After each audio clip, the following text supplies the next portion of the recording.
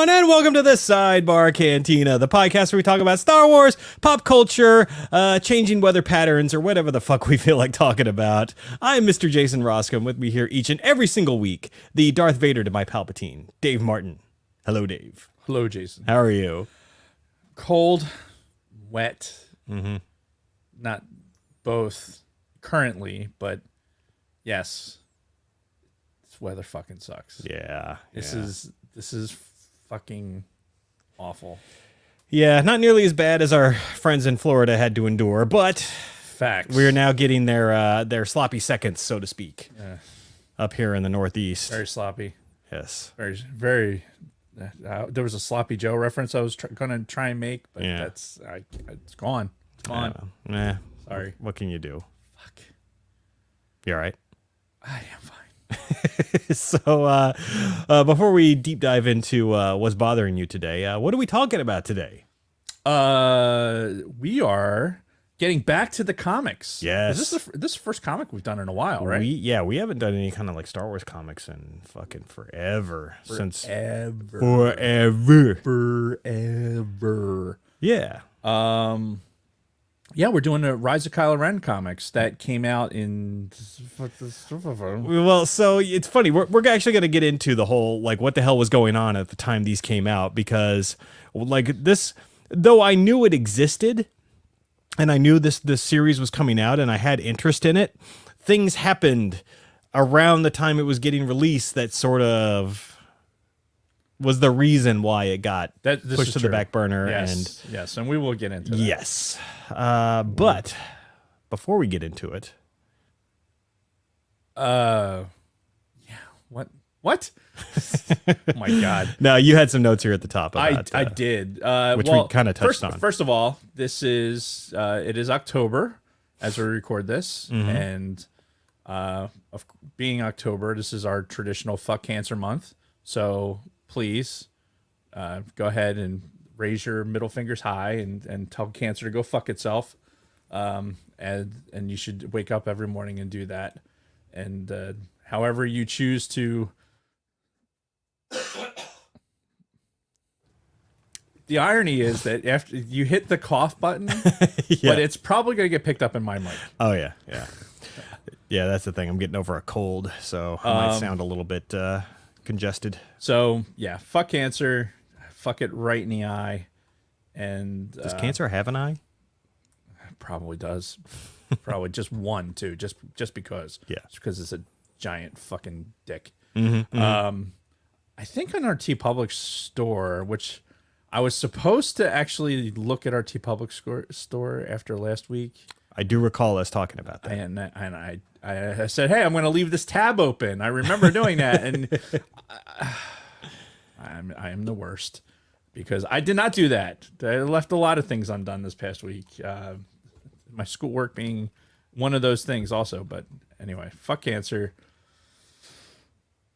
And fuck Hurricane Ian. It slammed Florida pretty hard. I know a lot of friends of ours that made it through Hurricane Ian okay, and some people that we know that didn't fare so well with Hurricane Ian. And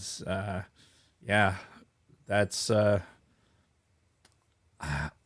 what's interesting. So you think Florida, and it's like, fuck, all right, hurricanes, you figure you'd be ready for it, right? Yeah. And then you talk to people who grew up in like hurricane or Tornado Alley, right? And it's like, oh, you should be prepared for something like that.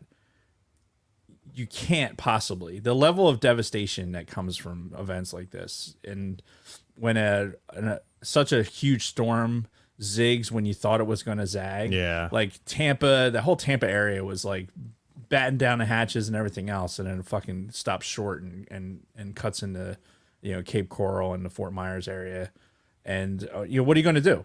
What are you going to do? So just people pull themselves together and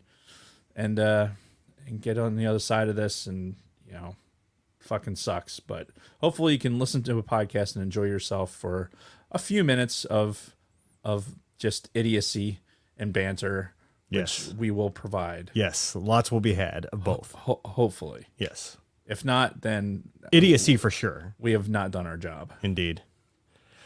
All right. Should we talk about Patreon? You should talk about Patreon. All right, then. Well, if you're enjoying the Sidebar Cantina's content, consider becoming one of our Patreon supporters. For as little as $1 a month, you can support this podcast and help us make it possible for us to bring you quality content week after week. For our current patrons, this week, we'd love for you to head over to our Patreon page and vote in our latest poll. We're curious to know what you thought of Andor. Do you love it? Hate it? Let us know in the poll and in the comments. We'd like to give a huge shout out to all of our current patrons: Shotgun Mark, Frank Kalevich, Frederick Martin, Lord Helmet Fire, Scott and Kim from the Used and Abused podcast, Ivo G, Kristen Roscom, Nick from Swede Studios, Catherine Rennick, my wonderful mother-in-law, Patricia Goodstein, Don Solsky, Nicholas Schaefer, David Schmuck, Wally Frogmore, Tony Ferrari, Brady Biglovin, and Dragon Buddy. We appreciate each and every one of you. If you'd like to consider becoming a supporter, you can find us at patreon.com/sidebarcantina. Thank you again to all of our listeners and supporters. You are the reason why we do this. Back to you, Dave. It's for some Red 5 headlines? Yeah. Question mark? What you got for Red 5? That's what I got. We want to welcome Radio Unfriendly to the Red 5 network. Sorry, that dump button is so inconvenient. What if I had to cough? Just fuck it. Yeah. Or you could give me, or we could come up with some kind of signal you to just, like when I got, and I'll just go bloop, and then I won't do anything. Right. And then the other microphone would just pick it up, since we're like, I don't know, 4 feet from each other's faces. Yeah. Anyway. If that. It's a generous. This guy's 4 feet. I don't know what that means. Yeah, you're measuring from the bottom, from underneath. Oh, yes, Yeah, yes, right? gotcha. Anyway, we want to welcome Radio Unfriendly to the Red 5 network. Radio Unfriendly is a music podcast with a punk flair. Ooh. The latest episode talks about pros and cons of house shows, club shows, and arena shows. Okay. The latest episode talks... I just read that. I can't read. I have no idea how to breathe. What is happening right now? But the latest episode talks about... Do we need to get Miss just- Lopez out here? I just combined like 4 sentences. What is happening to my face right now? Their you latest okay? episode talks about the pros and cons of house shows, club shows, and arena shows, their visit to Riot Fest, and the latest releases in the punk scene. I think somebody's fucking with a teleprompter right now. I really do. This is the point in the show where Dave has a stroke live on the air. At least one.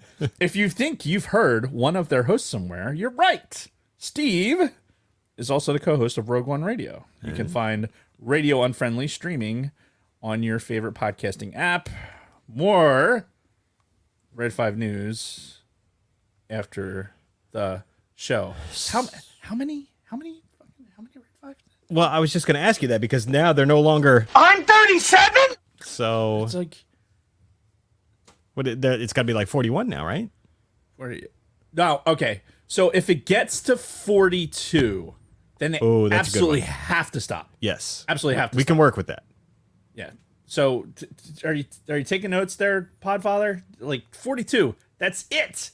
It has, because it's Yeah. Then you got to start. it. Yeah. Otherwise, you got to start voting people off of the island. yes. You know. Come on, man. We got a bit to do here. Yeah.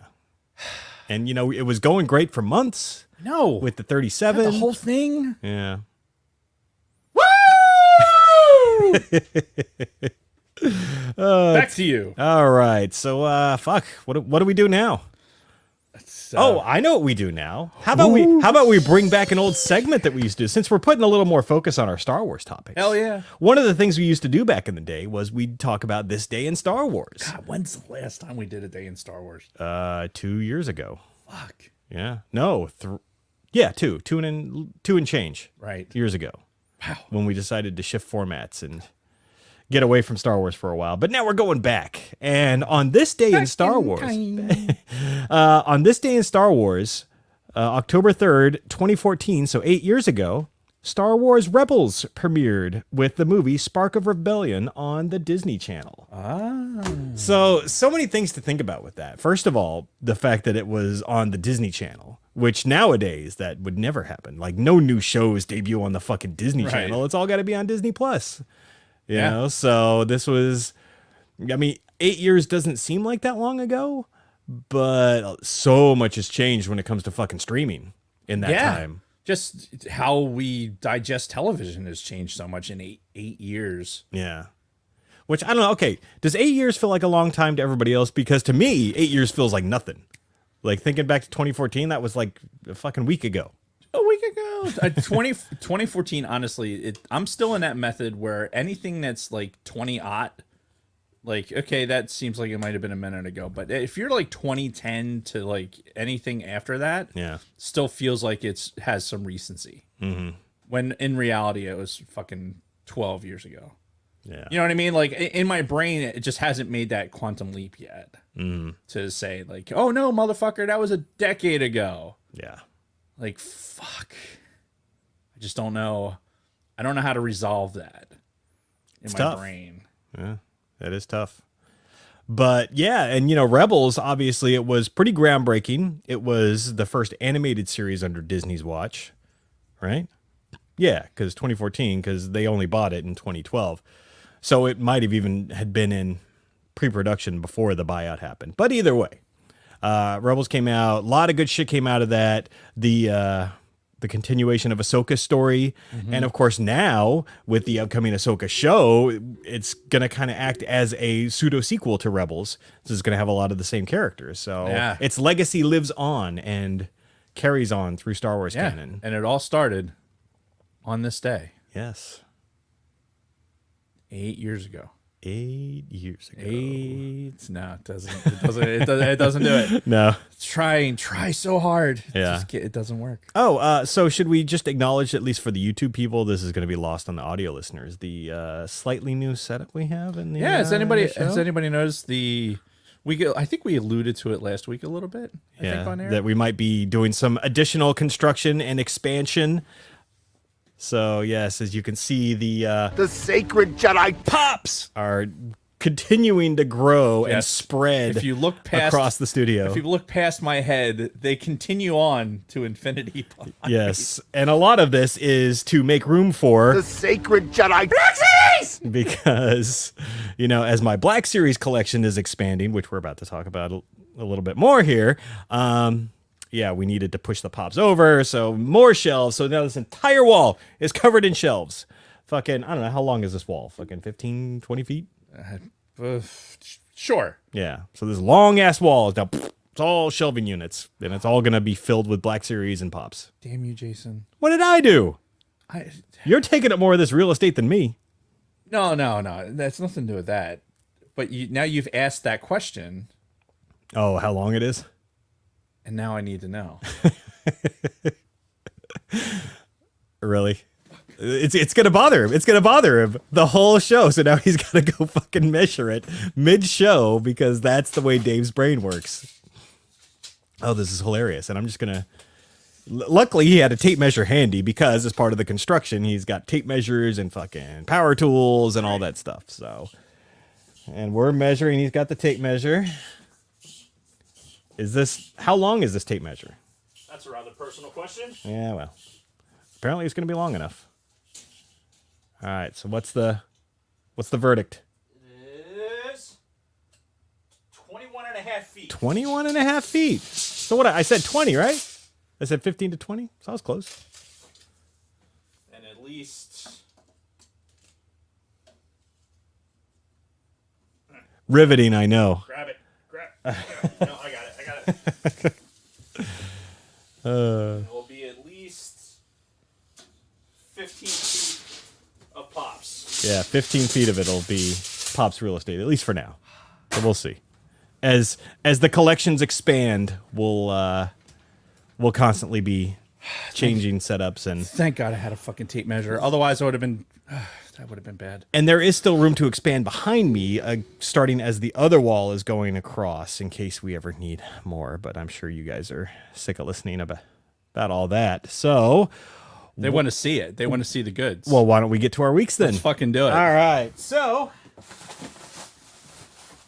oh my God. As I do every week, I have a new collection to The Sacred Jedi.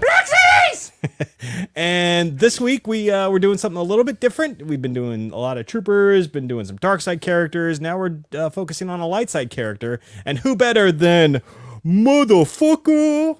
Got ourselves a little Mace Windu. Little Mace Windu, Samuel L. Jackson.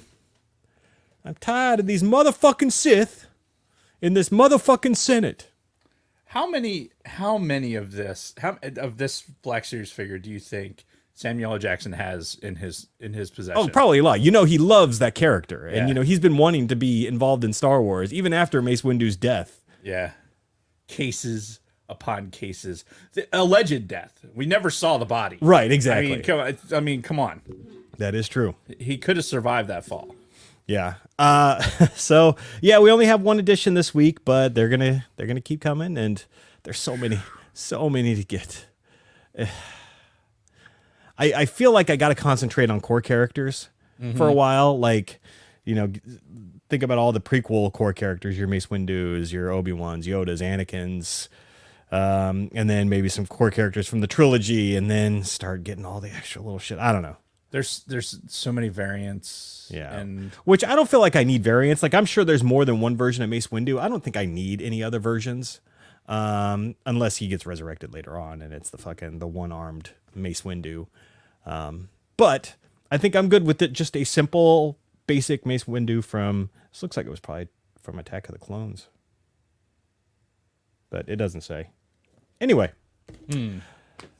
That is that. there's probably a way here. Let me. There's got to be some telltale. I don't know. He's looking pretty young here. Yeah. There's no way that's really based on the lightsaber, the way the robes are. So anyway, in addition to the Black Series, I've also been buying up some other stuff on eBay, some other collectible types. Nothing I'm ready to reveal yet because I'm working on something pretty massive. And if it comes to fruition, then it's going to be like a massive fucking reveal. What? He's working on something pretty massive. My mind immediately went to like he's taking a shit. Right. Like I'm just working on this massive shit. Yeah. So eventually, as I get more information on that, I'll reveal it on the show. But something I do want to reveal is in one of these, eBay purchases that I made of collectibles, somebody just threw this shit in just randomly for the hell of it. And it's this Desert Storm Oh my god. card pack. So they threw in 2 packs of this. Wax pack fucking Desert Storm cards. Yeah, and they're like still sealed in this pack. And these are those old 80s, early 90s wax packs. 1991. Yeah. I had all of these. Did you? Yeah. So I wasn't sure if we should like open one on the show or It's up to you, man. like, again, I didn't pay for these. Somebody just threw them in, so they can't be worth that much. I mean, not for their intrinsic value, Yeah. but Yeah, Desert Storm trading cards. you open one. Open one. All right, I'll open one. Keep one of them closed because it's just for the uniqueness of like, man, as a kid who collected baseball cards pretty religiously, like just the feeling of the wax pack brings like such good memories. Yeah. And look at this. One of the first cards. America, bitches. Fuck yeah. Coming again to save the motherfucking day, yeah. Yeah, so we've got M1's move out, some tanks. What is a tank? Question mark. I don't know if you could read that. What is a tank? And it has a picture of a guy manning a 50 cal. Satellite communications, B-52s in formation, LCAC, Huey Cobra, Stinger missiles, Desert Hawk. All right, so yeah, and they're done. They look just like baseball cards from the Trading time. cards. So this is something like an interesting sidebar here because I actually have propaganda cards from World War II, like actually pre-World War II. I feel like you've brought those in before. I have they were the ones that I have were made in 1938. Yeah. I don't think it might have been a Topps trading card company, but basically it's showing like the atrocities that the at the time the Imperial Japanese Army were doing against the Chinese, and it was like this awareness thing that they were doing, and really super fucking graphic images on these fucking trading cards. And I also have some like aircraft identification cards that are in the same format. Really? And this all 19, we're talking 1940s, 1941 to 44. So when they in 91, when this shit had come out, this was like, I don't know, I guess for our generation, it's like, oh look, war. Let's yeah, it was our first war. Right. Well, yeah, that we are cognizant of, right? Yeah. Because obviously Vietnam, we were, born at the end of. Yeah, but I Or mean, at least I was anyway. Yeah, for us, like this was our first exposure to open conflict, and it was weird, man, because everybody was like super patriotic at the time. Fucking American flags and yellow ribbons were fucking everywhere. You remember the Voices That Care, like all the celebrities that got together and sang the fucking song. It was. Yeah, it was a big fucking deal. And of course, somebody had to fucking, get some marketing out there. So Topps is like, fuck yeah, we'll sell some trading cards. It's funny that M1A, so that M1A1 was fucking new in the 90s, right? That was a new tank. It was new fucking technology. And I remember I was in Boy Scouts. This is like the mid 80s. And the M1A1 was still like, it was just rolling out as a prototype. And I was at Aberdeen Proving Ground, which is in Maryland. Okay. And it's where they test out new weapon systems and stuff like that for the Army. And we were down there and they were having a live fire demonstration. And it was for a kid like me who was like super into that shit, holy fuck if it wasn't the best thing ever. This live fire demonstration, they had like a Bradley fighting vehicle that is fairly infamous for its procurement issues. See the movie of same name. I'm pretty sure what was the name of that movie? That was about, there was a movie they put out about the Bradley fighting vehicle and like all the bullshit about procurement. Chat, look that up. Yeah, I got nothing. Anyway, maybe I'm just my level of nerddom fucking got into that. But anyway, so they had the old M60 tank, right, and up against the M1A1 Abrams, and they were basically the new tank was just running circles around the old fucking battle wagon, and fucking going over jumps and shit. People are woo, fucking watching it, boom, boom, throwing projectiles down. I was like, holy shit, this is the best day ever. Then they had fucking Huey Cobras come down and are fucking flying and shooting shit down range. Oh god, oh my god, best fucking prepubescent day ever. Yeah, anyway, Pentagon Wars. Thanks, Rick. Knew somebody would be there. Yeah. I have no idea what that is. It's actually, if you want to Google it. I don't even want to get into it. Yeah. Anxious Collector in the chat mentions an Osama bin Laden wanted poster. I had an Osama bin Laden, or not Osama bin Laden, fucking Saddam Hussein like shirt. It was a shirt that had Saddam Hussein's face and a fucking target on his face, and it said like "Insane Hussein, time for your medication." That's fucking great. Even kids like a fucking junior high kid was wearing my fucking anti-Saddam pro-war shirt. I had the playing cards that they were giving out that had had Hussein as like the top general and like the other things.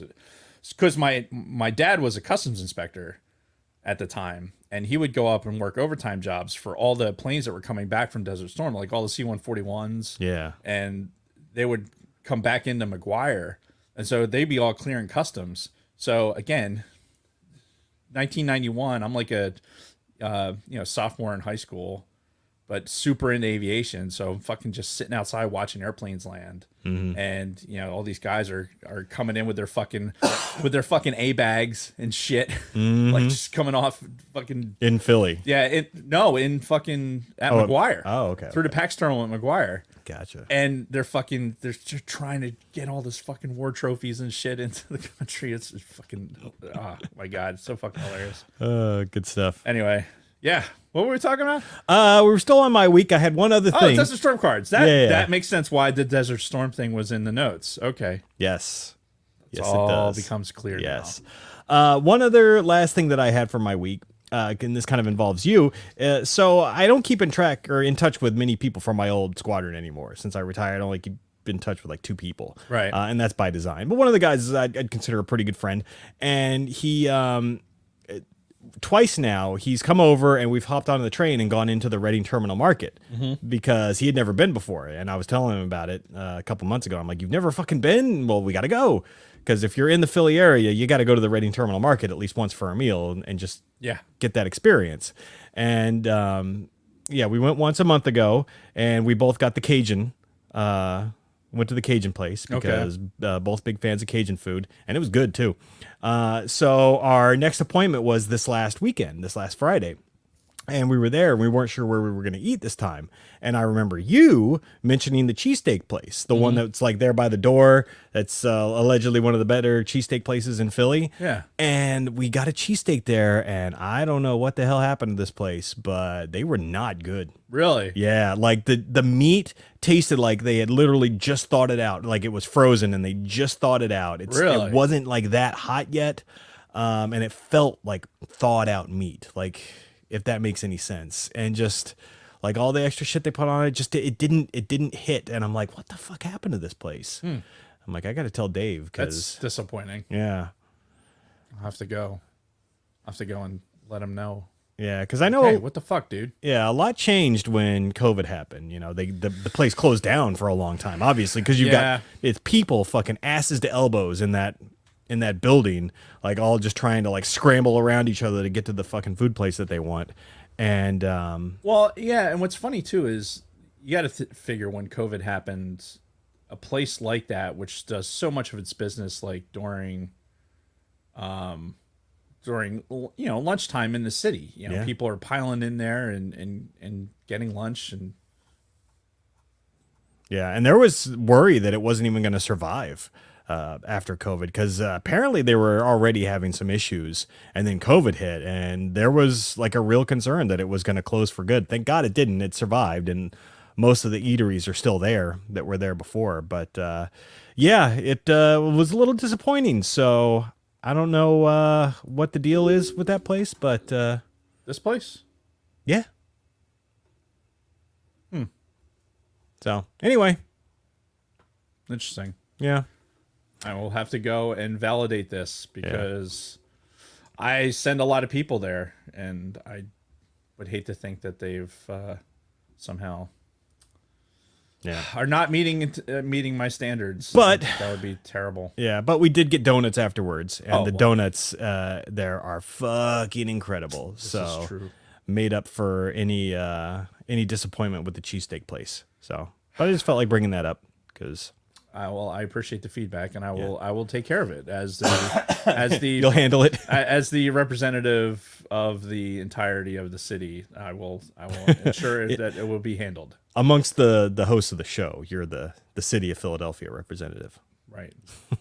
I mean, I'm pretty much the entire city. I mean, right. Let's face it. Well, hey, when Don and Brady came out, you were a pretty good tour guide, and they were both very impressed with your Philadelphia knowledge as we're walking the streets, giving them the nickel tour. Yeah, well, I mean, I should know it.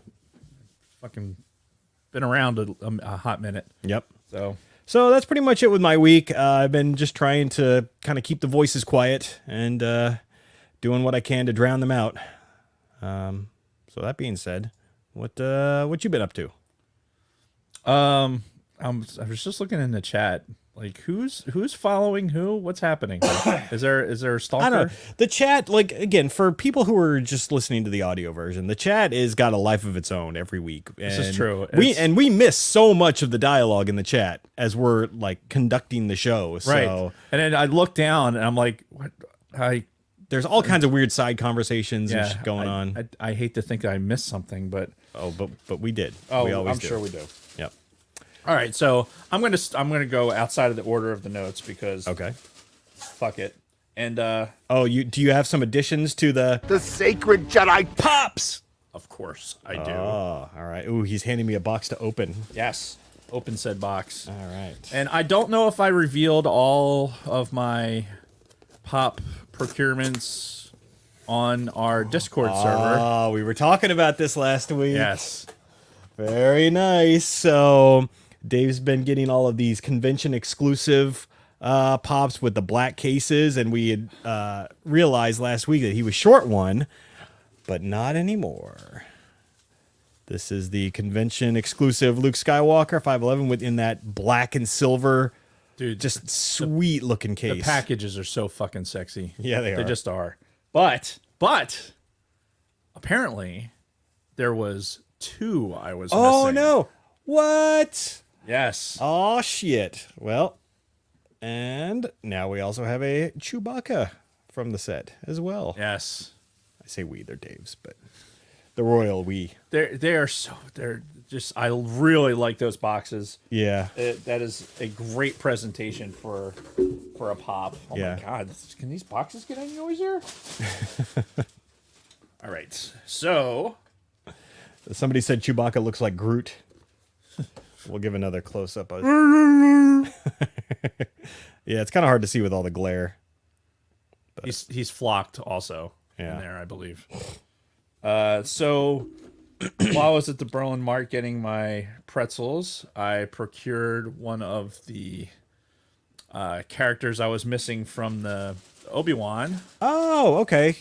Colin Roken from Obi-Wan. Is Yeah. this the dude that, like one of the last episodes, he's like, I can't fly you to here. He was the dude that was running the ship that Yeah. was the Underground Railroad ship, basically. Yeah, he was the he was kind of being a dick. Yeah. A bunch of times, and he kind of got it. Like, all right, look, dude, I'm trying to get these people to safety. I can't keep fucking around just for this guy. Right. Who the fuck is this guy? He keeps getting us into trouble. Yeah. Like, that's that guy. And it's a valid point. It is valid. It was completely valid. So, I don't know what's wrong with me. There's a lot of things. Yeah, that could take a while. This list is long but distinguished. If we wanted to do a deep dive into this. But. So, when I was at the same store, like since I popped my cherry on not getting just David. Star Wars pops. Oh, David. And I was looking, and they have these princess pops for Disney princesses, and I'm like, wow, these are actually really cool because they are actually, yeah. my the ones that I got Snow White and I got Cinderella. Yeah. And I think that's probably a set I'll complete. I really like how they did the little bunnies. Look at the little bunnies. No, the detail on these is actually pretty sweet for a pop figure. They're really good.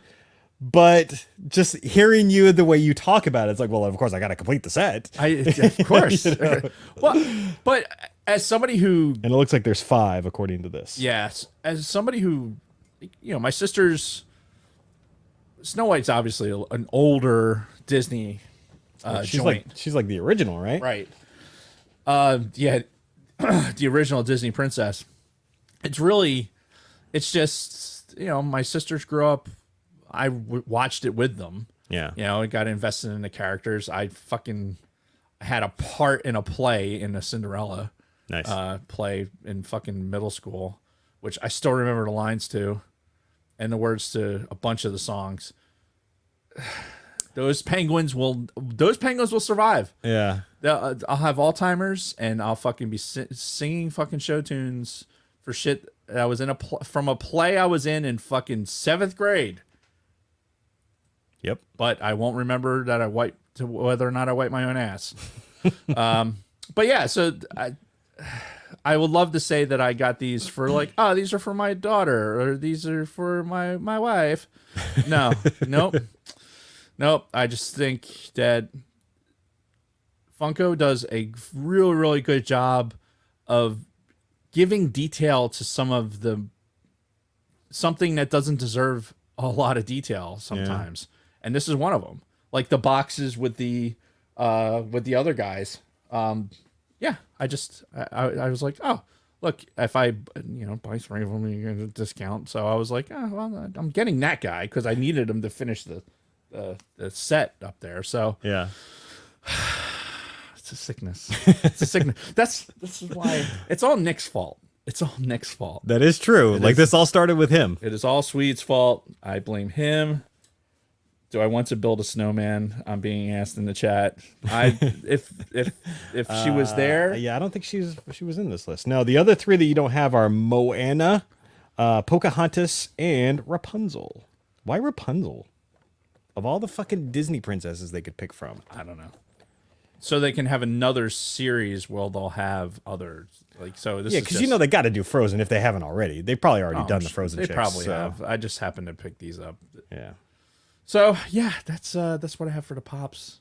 The other thing I had just for the week, and we alluded to it with this fucking weather. We talk at length about how Dave gets the summer. Dave talking in the third person. That's fine. The summer sadness, like with summer being over. The end of summer sadness. Yes. Beginning of summer is nice. Yes, but the end of summer sadness. And this week proved why, because it was super nice going up to this. Mm-hmm. Up to we got to the remnants of the hurricane, and then it's just been like dreary and fucking cold, and just everything hurts. Yep. And just a congruence of a bunch of other shit, and it's just like existence is fucking pain, and it's just awful. But it's going to be nice on Thursday. Yeah, Thursday actually it is. The rain's gonna clear up finally, and it's gonna be like 75. Hooray! So was there any point to that? Were you like trying to drive something home, or just basically reiterating that the end of summer sucks? I'm basically reiterating that summer sucks. Okay. I wasn't sure if you were going somewhere with that. And the only good thing about this time of year is football. That is true. And I was fortunate as a football fan this weekend to have both of my teams win. I had a victory out at State College with Penn State. Mm-hmm. Watching them in the rain, the remnants of Ian, and they pulled out a victory. And then I watched the Eagles yesterday pull out a victory against our old coach, and so that was nice. It was nice, and I was really glad that I was watching it from inside my nice, warm, comfy house. Yes. And not sitting out in the fucking rain. Because look, there's something to be said for being in the environment and with hundreds of thousands of people just in, whatever. But no, not unless it's a fucking playoff game or something like that, or even if I had free tickets, I don't think I would have been out in that fucking rain. Yeah, I don't know if I would have wanted to, even if it was like Eagles and 49ers in like the game of the week. A guy I work with, he's a Bills fan, and he was down in fucking Baltimore for the Bills Ravens game. He was out in this fucking weather, and he's like, God, I already spent the fucking money, so had the money in the hotel room and everything else. So I was like, fuck it, I gotta go. Yeah, and I'm like, God, I'm really glad. Get you a poncho. Yeah, fucking poncho and a goddamn dinghy to fucking paddle around in. But at least there's football. Yes. And maybe playoff baseball for the Phillies. Maybe. So there is that. That's good. So that's it. All right. Fair enough. I have nothing else good to talk about. That's all right. People like it when you talk about the bad stuff too. I don't even want to. I don't. Nope. Okay. No cyclists to run off the road. No. All right. And for those of you who only tune in for Miss Lopez, I think she is going to be back at the end of the show. So yes. even if you're not into Yes, Star Wars indeed. comics, but you are here for Miss Lopez, she will be here at the end for the read. So stay tuned for that. But until then, I guess we should just get into the main topic. B. Yes. So, do you need to take a break or anything? I'm trying to decide. Okay, well, I mean, now is the time to decide. Would it is Because this the this appropriate time? This is our transition to our what? our transition. Oh. See, We're I transitioning? hate the fact that that word has now been hijacked and you can't use it for anything without it. I mean, you can. It's all context, right? Yeah. I just choose to you choose to take it out of context right and because it's fun. yes. It's fun to watch people get uncomfortable. Indeed. You know what? I think I will take advantage of this break. All right. Cuz yeah, you didn't go before the show. I did not. Yeah. So all right. So we're going to take an early break so we can evacuate and be ready to talk about the rise of Kylo Ren after this very quick word from our sponsors. And I will attempt to get caught up on some chat. Oh God. All right. Perhaps you'd better start from the beginning. Holy fuck. Man, these people talk a lot.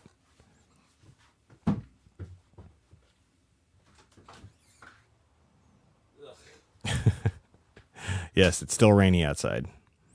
All right. We got a lot of people in the chat this evening. Hello to everybody. I'm not even going to try to list everybody's names. Helmet Fire is getting ready for so are you still on terminal leave there, Lord Helmet Fire? And then in 27 days is your official end day?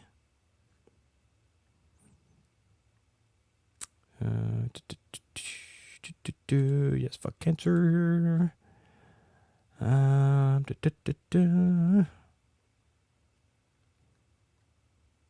Pray for Charles and Pat from Conversations. I'm assuming that's when it comes to the hurricane discussion. Oh, there you go. Both are from Punta Gorda. That does not sound like a wholesome name. Punta Gorda. Sounds like a place in the Dominican. Yeah.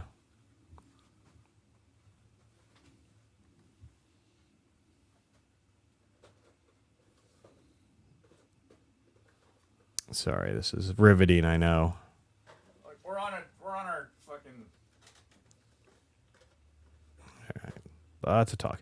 All right, yeah, I'm just trying to get a little caught up on the chat, see what everybody's talking about. Dave is rearranging some pops. Well, I'm getting them out of the way so they're not fucking. All right, while he's doing that, I'm going to go take a break. I shall return. Oh, you did hit the button. I was inserting the soundtrack for you. So, yes. So, let's do this. So we have 509, 10, 511, 12. Oh, look, brother and sister are together. 513.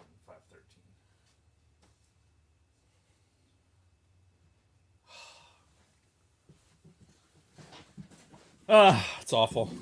Don't. I have the sickness. Does the comic series mention Knights of Ren and Snoke? Yes. Spoiler alert. Yes. For the comics? Yes. Oh, yeah. Yeah, no, we're going full on spoilers, though. Quite frankly, I don't know how much there actually is to spoil. So. Well, he asked if it mentions the Knights of Ren. It does mention the Knights of Ren. Yes, it does. And Snoke. And Snoke. Yes.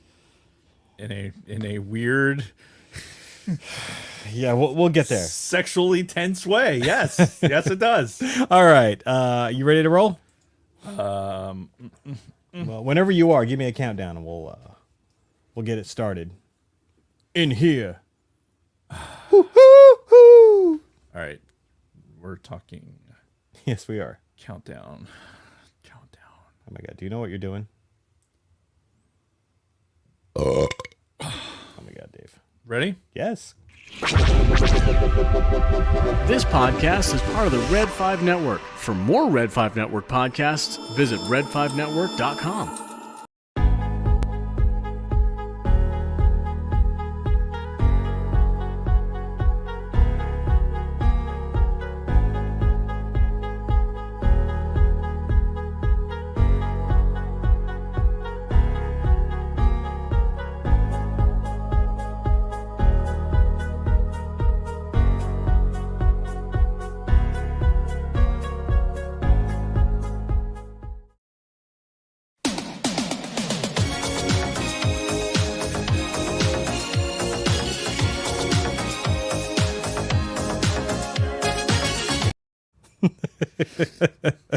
Did you plan that from the start? I just Or did you just click buttons? I'm just gonna click that one just to see it for this. We haven't seen it in a while. No, I was not expecting that. So you got me. So well done, sir. Oh yes. And we're back. So, the Rise of Kylo Ren. Yep. Yeah, it's boy, this is going to be an odd discussion because there's so much to unravel here.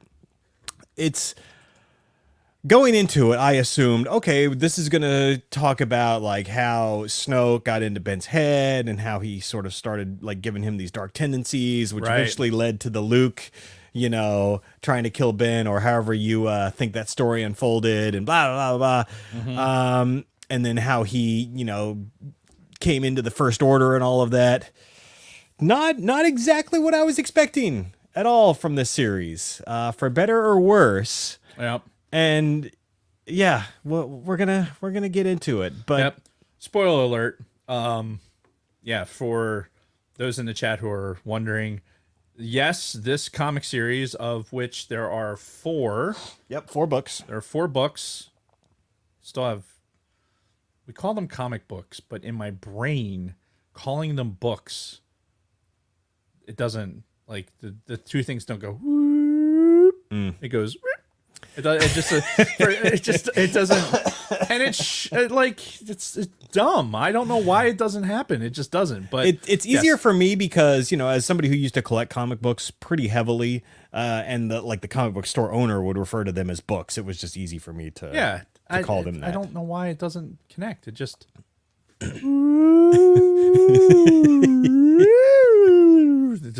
It doesn't happen. Yeah. For some reason. But anyway, yeah. So 4 books, and the Knights of Ren are mentioned. Oh yeah, yeah. Snoke is mentioned, Yes, he is. and with as alluded to in the on the commercial break, some weird quasi-sexual tension. Yeah. Little homoeroticy going on.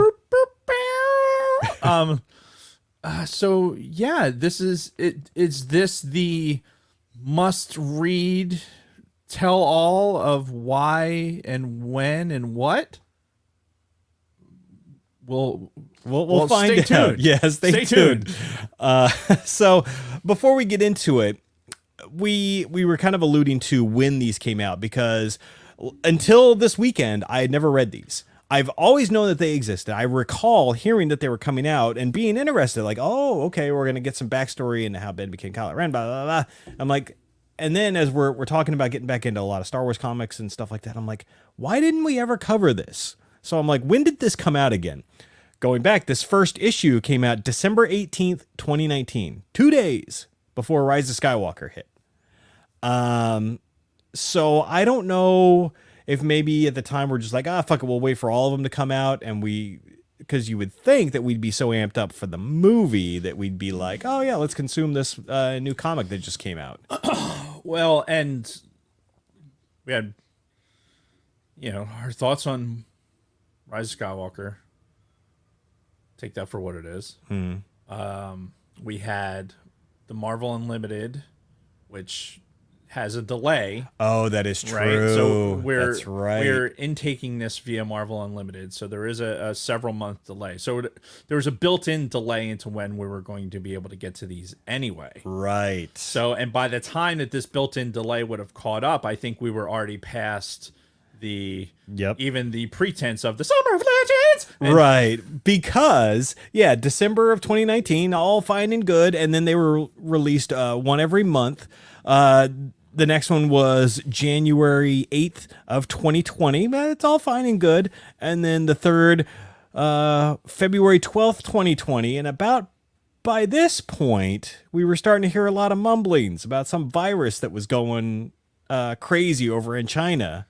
Right. And that there were fears that it was going to hit the U.S. soon. And then by the time the fourth issue came out in March of 2020, we were fucking locked down, and it was all over. And then there was a very storied incident of you and I both getting COVID at the same time. Yeah. And it early in 2020, and then it kind of changing the whole trajectory of the podcast. Yeah. Yep. And we had our little open world type foray into what we wanted to, take on with the podcast, and, the rest, as they say, is history. But here we are. Yes. Here we are. We're back to trying to figure out how the fuck Ben got so fucked up. Besides the obvious. Right. Before we get into into the details of the fucking comic itself, I think I kind of had this thought of, before I started this, because I actually had read these. We talked about doing the Marvel Unlimited thing, and we were kind of kicking it back and forth. And then you were just like, fuck it, I'm going to resubscribe and start reading a bunch of shit. Yeah, because my ADHD has been really bad, and I just was like, oh, look, this is a good distractor. And I just fucking did it. And they're nice and quick and easy to get through. Like, you can get through one book in, a few minutes. Yeah, and I think I was even at work doing it when I should have been fucking reading about, human factors engineering. But on my lunch break, obviously, I wouldn't waste the government's money. No, never. Not as a civilian anyway. And anyway, so I'm like, this is one of those series that it's short. I'd always kind of wanted to, like we had talked about, kind of wanted to read it, and I'm curious as to, is this going to be like, why haven't we heard about this series, and is it going to have like this smoking gun element that's going to tell us why Ben turned, right? Like, and give us more details, because it's still very unknown, the whole history of him with training with Luke and then eventually turning. Who is Snoke? How does this fit into the rest of the timeline? Because as of a month ago when I read this, so much other stuff has now fallen into place, right? We know of these other timelines and the beginnings of the Jedi Temple and the new Jedi Temple, as it were, with what Luke was building and everything else. So we have the benefit of hindsight and foresight. So, and we just read a novel recently that dealt with Luke and Lor Santeca, and even young Ben made an appearance. Yep. So we're getting a lot more from this era. Exactly. So what I was really hoping for was like, I wanted to have something that was going to be very telling for the story, but I was tempering my expectations against the fact that, hey, we're fairly, even though we weren't doing a lot of Star Wars stuff, we're still fairly well connected to what's going on in Star Wars. And if this had really moved the meter, we would have known about it. Yeah, people would have been talking about it. Right. And come to find out, there's a reason people haven't really been talking about it much. And I don't, well, I'll save my final comments on what I think about the series and kind of Marvel as a enterprise. I'll save that stuff for the end, but yeah, let's just talk about these episodes. Yeah, so the first book, and I just want to show the YouTubes real quick. Let me just get my right tab open. Yeah, so this is a sweet cover, right? Yeah, Kylo Ren with Darth Vader behind him, because throughout all of the sequel era, there's so many comparisons made between Kylo Ren and Darth Vader, him trying to be like Vader, blah, blah, blah, blah. So obviously you get some parallels here. Darth Vader never mentioned in this book. Never mentioned, never alluded to, nothing. So thanks for the cover, guys. But instead we are introduced to Shirtless Man, also known as Ren. Ren, yes. Yes. So yeah, right from the start. Florida man. Right, yeah. Florida Man or Jersey Man. But no, right off the bat, like fucking we're introduced to this guy whose name is Ren, and this is long ago, which no fucking idea when that was. Again, I can't get over the shirtless part. Like he's got a helmet, he's got like a fucking like a cape, but no fucking shirt on. Right. And then like pants. I'm like, this is not practical combat attire. Really? Yeah. Really? Yeah. Is it almost like, wearing a fucking Rambo bandana fucking while you're trying to hide when you're a fucking clone trooper and you're trying to be incognito and you're walking around with your fucking face tattoo and your fucking bandana around? Why don't you just put on your fucking helmet? Okay, this is not about the Bad Batch, but since you're talking about it, at least Hunter wears fucking armor over his chest and not just like bare chested like Ren here is. Maybe he's not fucking cut like goddamn Ren, otherwise known as Deadpool. Yeah. 'Cause that's basically how they drew him. Yeah, pretty much. And he is ripped. Spoiler alert, by the way. It's fucking. You're probably not going to need to read these comics by the end of them, but I will say that the artwork is very good. Yeah, very detailed, very, very nicely done artwork wise. But already we're introduced to the Knights of Ren, led by this guy named Ren. Right. And they're looking for force sensitives at the end of the day. They're on this like icy planet. They come across these two people. One of them's allegedly force sensitive, which it's all for naught in the end of the day, where they refer to the force as touching the shadow because they don't call it the force for reasons. Dude's got a red lightsaber that it looks a lot like Vader's lightsaber.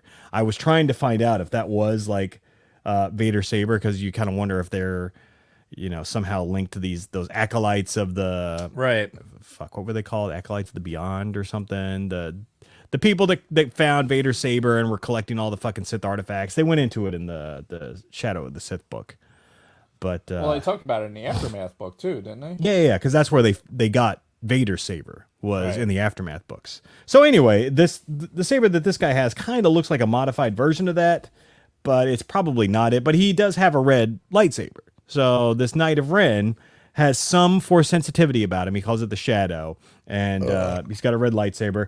And they end up killing these two guys because one of the things that they require apparently to join the Knights of Ren is a good quote unquote death. Right, you gotta kill somebody good to get in. Right, and these were two brothers that were trapped.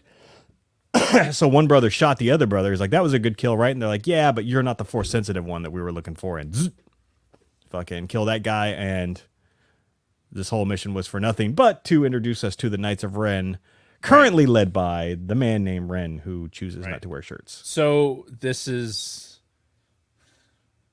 what we have here.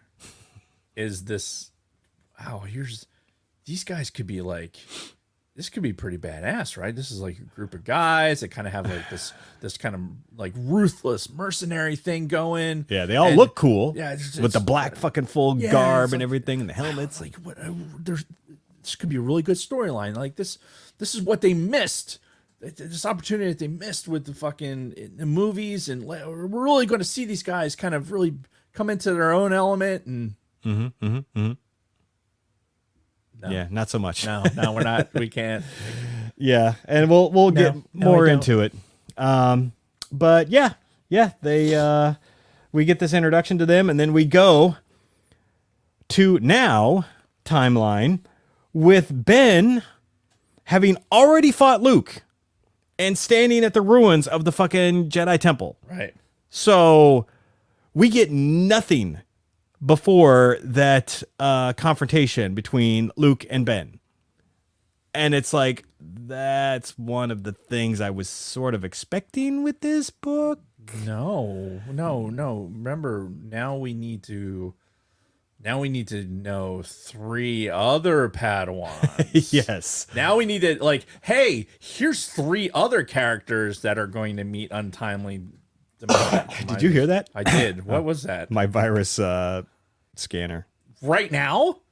Yeah. It Are said there's you a- being virus? No, it just said that there's a new update Oh, that I should download. right now Yeah. at 6:30 at night. Hey, you know, cybersecurity doesn't sleep. It's a 24/7 job. Is it? Yeah. Is that like, you know, is that like when you look on your badge at work, does it like say that? Like, yeah, when you go into your building, you have to like tap that as you go in, like you're fucking. You don't fucking know me. Shut the hell up. So again, expectations already being thrown out the window with this book because, you know, we're expecting some Knights of Ren stories. The stories that we get are kind of unimpressive. I'm expecting some Like, I hope you can see it on my screen, but you've got fish face guy, bald kid, and plenty of room. plenty of room. Squares on it. I don't want my fucking robes to smell like fish fillet all day. Yeah. So That's hurtful, man. speaking of the artwork, so let's be honest. Okay, I'm not saying anything to be hurtful. I'm not saying anything to be an asshole. he's gonna say some shit right now. No, I think we can all agree He's gonna say some hurtful shit. that Adam Driver is not the most normal looking person on the planet. Again, I think he's a great dude, former Marine, right? He was in the Marines. Yes. You know, he served his time in the military. He got out. He went into acting, has become very successful. Right. But we can all admit he looks fucking weird. He has a very unique look. Yes, and these books, as good as their artwork is, do not do him justice very often, as made clear by this beautiful piece of artwork. Jeez. I don't know what's happening right now. Yeah, again, apologies, Adam Driver. I think you're a great dude, but let's be honest. You look weird. You look strange. And then these books did not. He has his own look. Yeah, we all know that. these books did not help his appearance whatsoever. So yeah, already we're at the temple, the sacred Jedi temple, and yeah, the 3 apprentices show up. The 3 amigos. Yeah, Hey. pretty much. One is like the one Padawan who's like, what's the name of the fucking character in Team America? The one that's supposed to be clairvoyant. Oh, The one that's like, I'm sensing, like, what the fuck is her like, name? I know what you're talking about. She's the one that walks into the fucking Haji bar and goes, Gary! Shoots everything up and then goes, Gary! Yeah, so these 3 students, like, again, we're talking like immediate aftermath of Ben pulling down the fucking the roof onto Luke, Right. And for some reason, the whole temple explodes. That's a whole other thing that we're gonna get to when we get to that part in the books. But right now, he's standing at the fucking burning wreckage. Like, this all shit just happened, Right. And now these fucking 3 apprentices are landing because apparently they were off world. And they mentioned that they can't sense anybody down on the planet. Even Luke. Right. Like, the only person they can sense is Ben. And this is something else that has me fucking perplexed. Because for the rest of these 4 issues, with the exception of the fucking flashback scene that we have with Luke and a young Ben, 0 mention of Luke after this. Yeah. None. Nobody can sense him. Everybody thinks he's dead, and you get no resolution to that whatsoever. I mean, he's obviously gotten into his fucking X-Wing and be like, fucking I'm out. Maybe, Peace or out, bitches. Well, no, but because this is so immediate after that, he's still under that fucking pile of rubble at this point. He hasn't like hand come out and, you know, dug himself out yet. So this is all before that. But I'm spitballing here. I don't. yeah, it's fucking weird. Like, I understand that later on we find out through Rey in Last Jedi that he shut himself off from the Force, but there's no way it happened right then and there. I mean, maybe. Yeah. So So shutting yourself off from the Force could be like a switch, right? You could use it to your advantage to try and hide. Got a lot of that in Expanded Universe, right?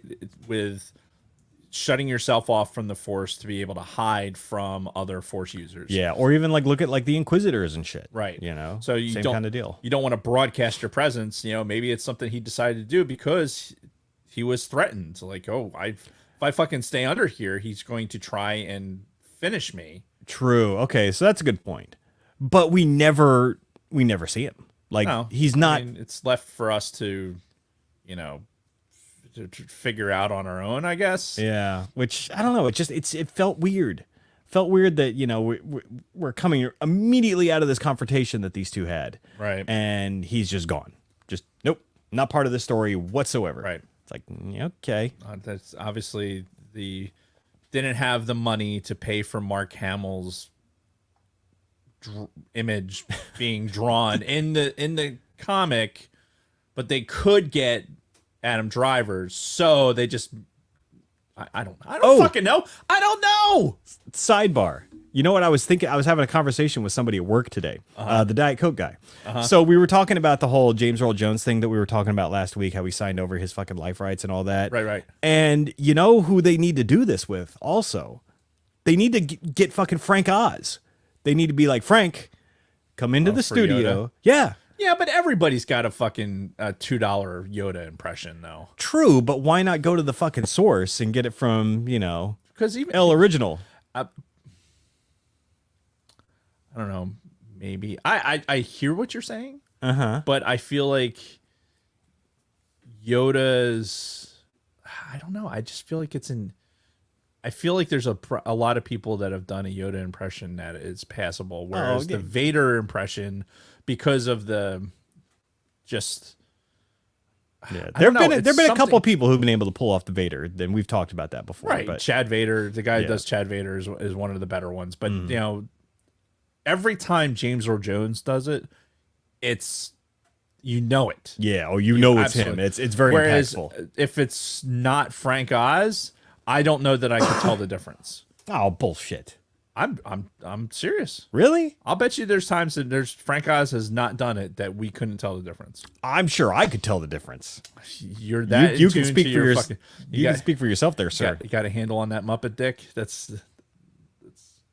I don't know why you had to go there, but I'm just trying to get it. I'm just feeling it out. I'm just trying to see how exactly firm your connection is to this. I know Frank Oz, but anyway, like he ain't a spring chicken either. They need to just grab him, throw him in the studio, hand him the dictionary, and be like, read all of these words, sign over your life rights, so we can make Yoda content forever. Yeah, I mean, because with Yoda, you've got 900 years of shit you can go back and do. 900 years of the worst fucking Jedi Master ever.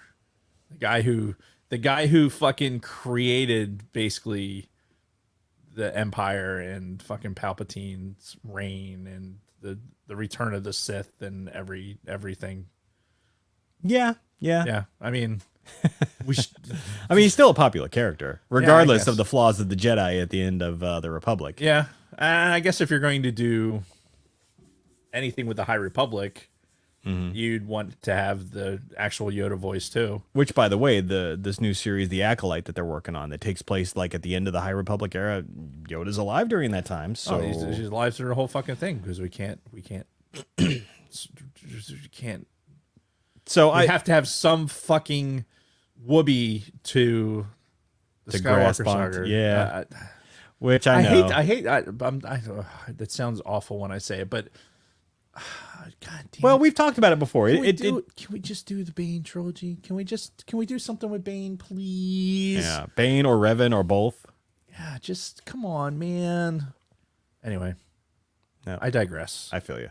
So yeah, anyway, those three apprentices of Luke's that are landing just as he shit cans the whole fucking temple are Hennix, which is the Squid Man, Vo, which is the chick who's like very competitive, and Ty, who's the bald empath guy. Right.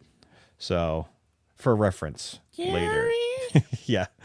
Did anybody answer me in the chat? Who was that fucking broad's name? Yeah, I don't know. No, nobody. Damn it. Yeah. So yeah, Chat is failing me. they land and they're all like, dude, what the fuck happened? And he's like, Luke tried to kill me. And so they're all being very confrontational, these 3 students. And now he's dead.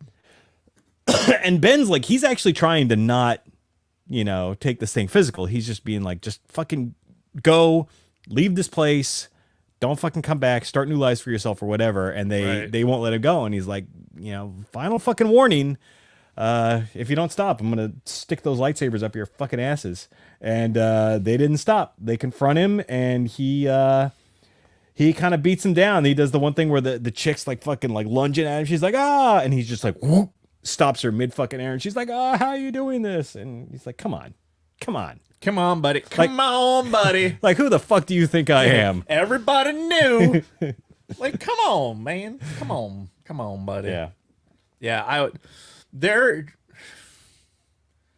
Could they really be that ignorant though? I mean, we're supposed to believe that these 3, right? Again, they're just apprentices. They're not full Jedi or anything. Right. They're apprentices.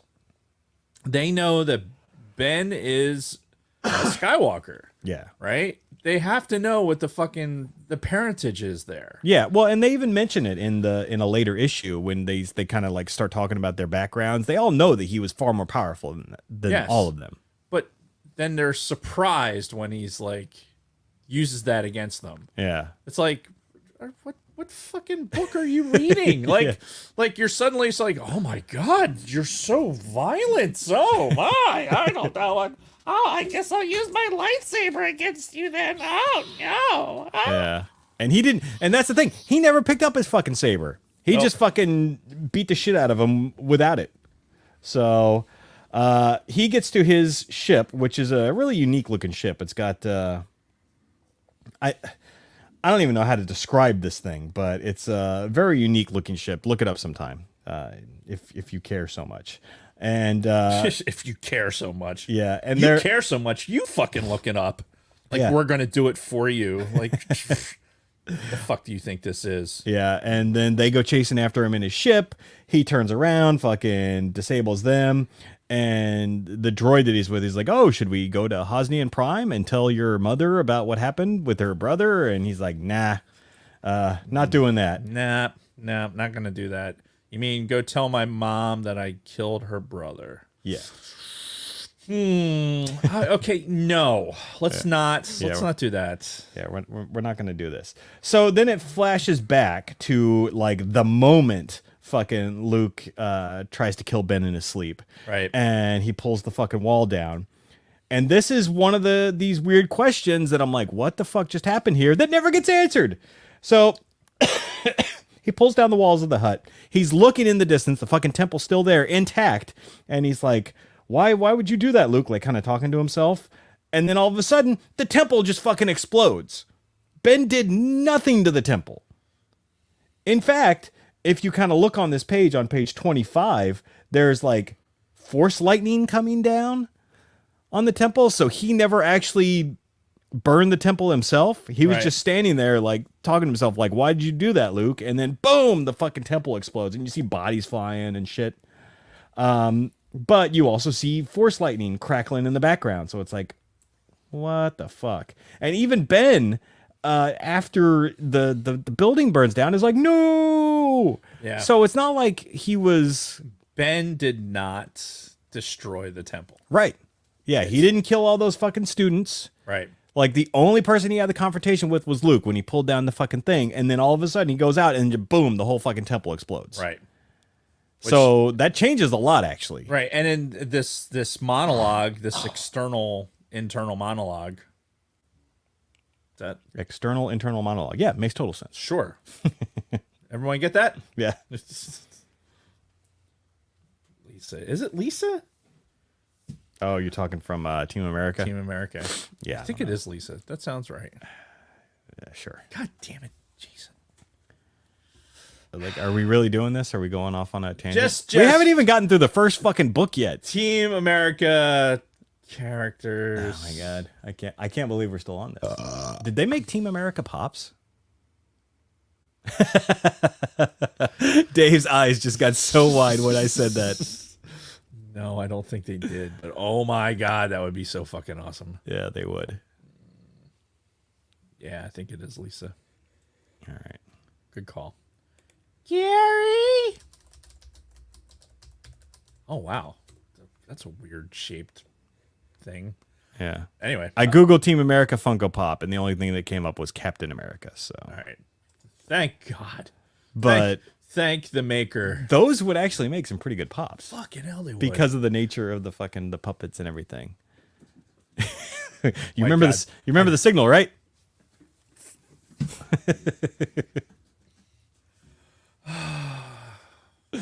We will cover that movie on the podcast at some point. What a great movie. Yeah. Anyway.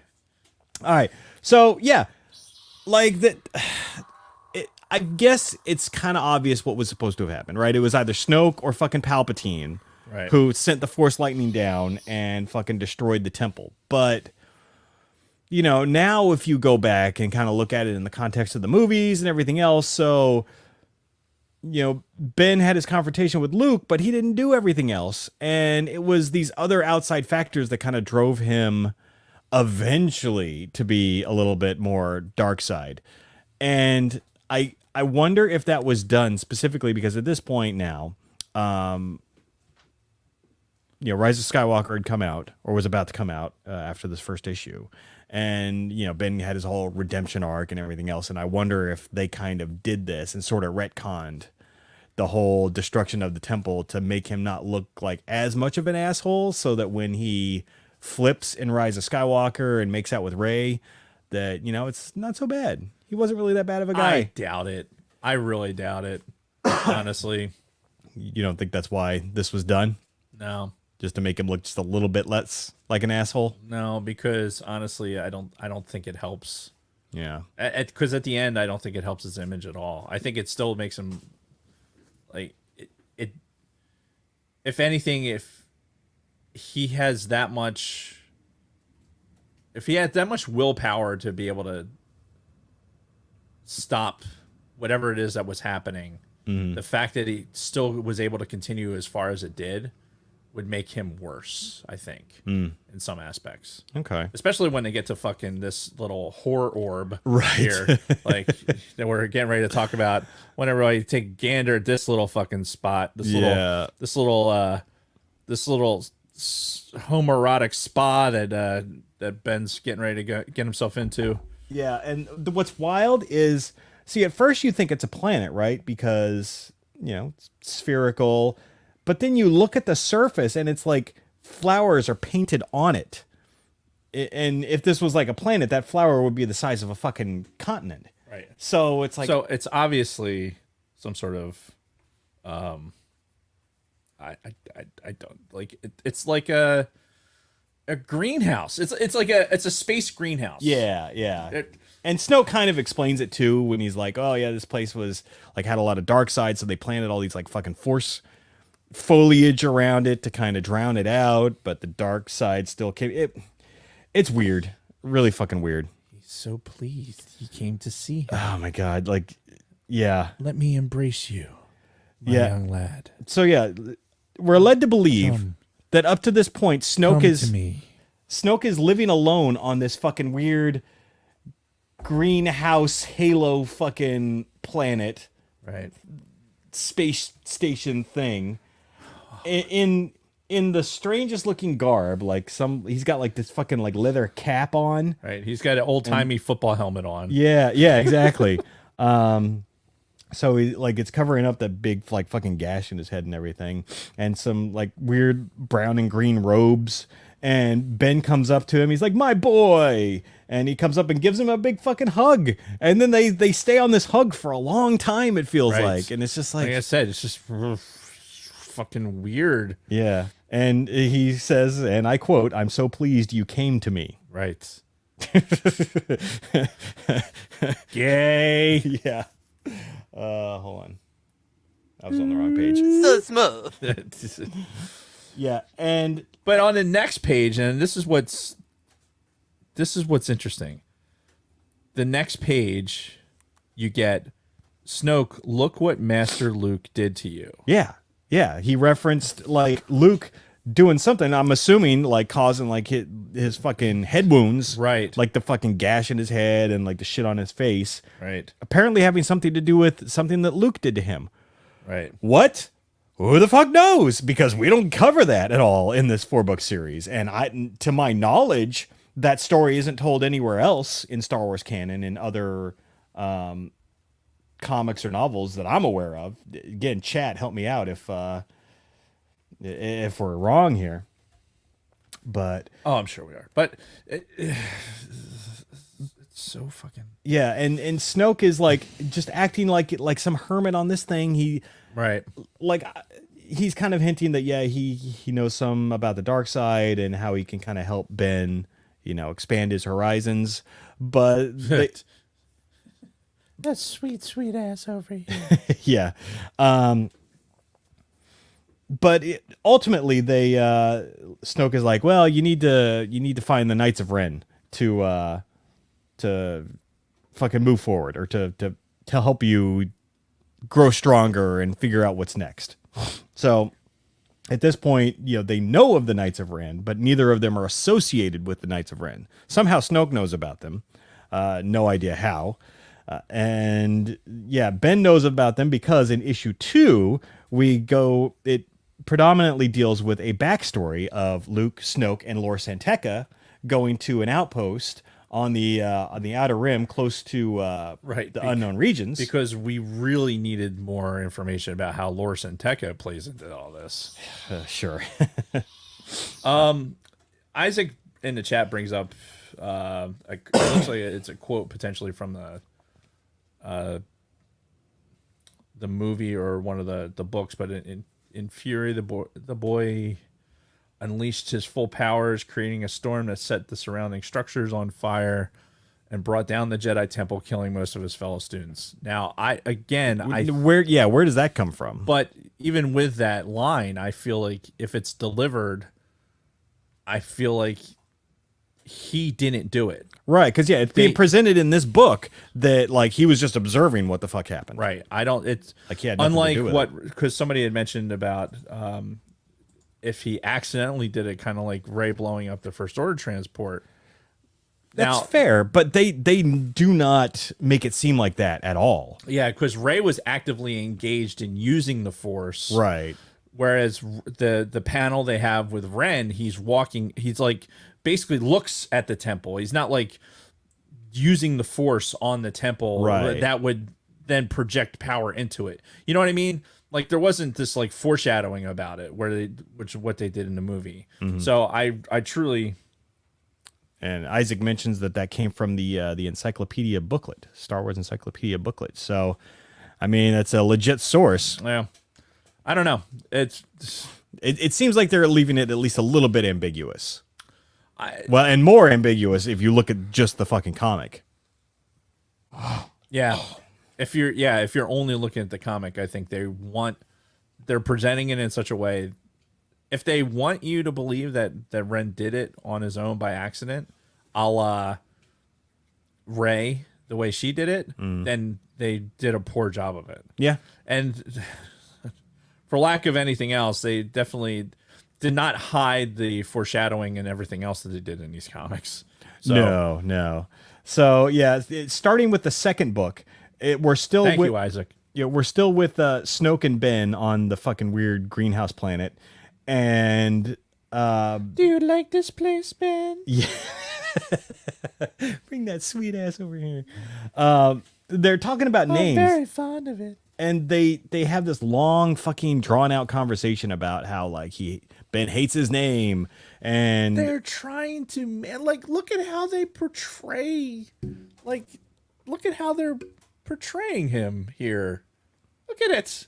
Yeah. Look at it. Look at I got my hands on my hips and I'm trying to what are you trying to give us here? Like I don't know what they're trying to get us to commit to here. Yeah. Other than being uncomfortable. Yeah. And again, long conversation about like him hating his name and then him thinking about like what his true name is, what he used to call himself when he was a child. And Snoke's like, yes, that's the true you. And it's just, I don't know. I feel like all of this dialogue is kind of a waste and very throwaway. And then you get the creepiest fucking look at Snoke on the bottom of page 5. Do you see that one over there? It's like, oh, Jesus Christ. Hi. Yeah. Hi. It's a very like Sloth Rocky Road. Yeah, and then we move into this backstory with Luke, Lor Santeca, and a very young Ben. He probably looks like he might be 10 or something in this. And right from the get-go, Snoke is having like a Force conversation with him. So at least we know that somehow Snoke was talking to Ben through the Force for years. Like whether or not they had met each other face to face, or if this was like before or after Luke did whatever the fuck he did to Snoke. Right. Again, none of that is explained in any of this. But they're on their way to a Jedi outpost in the Outer Rim from like the old High Republic era, and it's like this massive fucking temple with those same Jedi looking statues that you see on Jeddah. Right. Yeah, very grandiose thing, very un-Jedi like thing, honestly, because this seems very like arrogant type of Jedi. We're gonna build these big fucking statues and this massive fucking temple where we're gonna keep all this shit. But that's seems to be historically how the Jedi are. Yeah, they're like, worship us. Look how grand we are. Yes, here are our amazing temples. Yeah. Look at our nipples and fear us. Yep. But they go in there and it's like a treasure trove of Jedi artifacts, which at this time we know that Luke has been, very heavily searching for old artifacts and collecting shit. Yeah. So this was a huge find for him. And then, of course, the fucking Knights of Ren show up with shirtless Ren as their leader still. Yep. So, long story short, with this whole confrontation, Ben protects Lor Santeca while Luke basically takes all of the Knights of Ren to school. Because if there's one thing that we learned about the Knights of Ren, they're all a bunch of bitches. They are. They're a bitch ass bitches. Yeah, they suck. Like we were expecting them to be this badass thing, and then Rise of Skywalker came around, and they were. Yep. They got fucking just. What did they do? They captured Chewbacca. That was about the only worthwhile thing that they did. But did they really? Well, we don't know. We didn't actually see it. Like, aside from the drone shot, the fly around in circles. Look at this amazing shot. Yeah. Yeah. No. I swear to God, I've looked at the Knights of Ren pops longer than those fuckers have had screen time. Oh, yeah. Anything ever. Oh, yeah, for sure. And again, their uselessness is, put on full display here when Luke basically takes them all on, gets them all to back down and surrender. And the leader, the Ren guy, like talks to Ben as he's about to leave and be like, hey, if you ever want some like real adventure, come find us. And he fucking drops his helmet. Right. He has this like weird fucking just like clear face helmet, drops it and says, look us up. And lo and behold, years later, now Ben is free and he goes back to this fucking outpost. The helmet is still there. Yeah. Wow. That's ironic. Yeah. It's like, what are the chances that this is still here? No other no Jawas were there to pick it up and just Luke was standing right there too. Like, do you think Luke would have heard this guy tell Ben, come look us up someday, see him drop the helmet and then not just like go and just fucking slice it in half on it? Like no, he will do no such thing. Nope. We're just going to fucking step on this. And then, that Force vision I had, that went away. Yeah. Cool. Yeah. No, he just all this bad shit's not going to happen now. Hooray! Created by George Lucas. Yeah.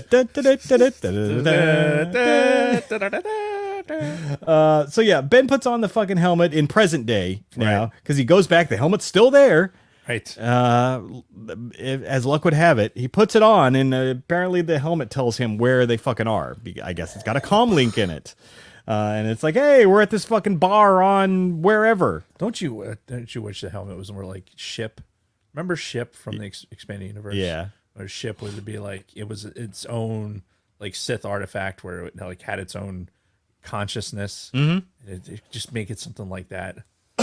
That would have been cool, That would have been cool. but they did not do that. They did not do that. Yep. It would have been so much cooler. So Ben's got the helmet. He's like, all right, fucking, I know where these guys are. I'm going to go and find them at this bar on whatever. And then the last shot is the 3 students. Haha, no, you don't. The 3 amigos. Ha! They're back, and they clearly have not learned their lesson, and they are now going to confront Ben at the beginning of issue number 3. Right. So, any thoughts on issues 1 and 2 up to this point? No, I'm scrolling through quickly, which is really funny. So if you're watching on YouTube and you're paying attention to the screen that I'm doing, Oh, yeah. Look at me scrolling through. It's like I've got it pulled up on my iPad, so yeah, as do I. yeah. Let me just really quick take a look at my notes. I haven't actually been following my notes. I've just been flipping through in the fucking comic. Yeah, somebody had mentioned in the chat that the Star Wars Absolutely Everything You Need to Know Updated and Expanded stated the Knights of Ren were involved in the temple's destruction. Again, not according to this book. Yeah. So I think that's something that you like, some allegory that you're supposed to make because of some of the imagery you get from Force Awakens. But right, with the Rey's vision and all that. Right, Which I totally get. but that don't validate with anything that's in these comics. Yeah, no, that's for sure. Yeah, this comic is like, And they would have had this would have been a great opportunity to fucking do that. But no. yeah, it seems like these comics are like either retconning that whole thing or they're basically kind of giving us a certain point of view type of thing. Like, is this what happened? How did they? So where did the term retcon come from?